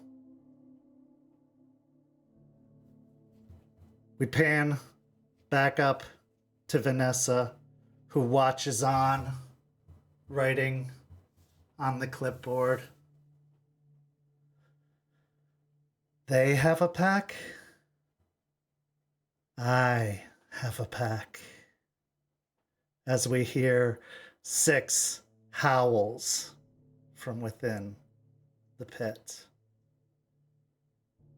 And that's where our story comes to a close. Thank you so much to these amazing players. Thank you to everybody watching at home. If you've enjoyed what you've seen here tonight, go follow St. Pete by Night on all of the social media down below and in the description. And if you want to be a part of our amazing community, go follow that Discord link to join us and the 200 plus members that make up our amazing community. You could be a part of one of the several activities that we have going on all month long, including watch parties, including game nights, including TED Talks, including all of the incredible things that we have going on. So come join us on our Discord and stay tuned, because on Friday we have another episode of Hellhounds over on YouTube, where you can see what the other pack in Tampa is doing with all of this craziness that's going on in Tampa. So stay up to date on all of the Rage Across Tampa universe happenings that are going on. And then on Saturday, we have the return of After Dark with a great conversation with Josh from the YouTube series Strange Adventures. So come back for that right here on Twitch. We've got lots of content. You should be up to date on all of it. So just stay tuned for all things St. Pete by Night. But for these amazing players, I'm Kent. Thank you so much for watching, and we'll see you next time. Have a lovely night. Good night, everybody.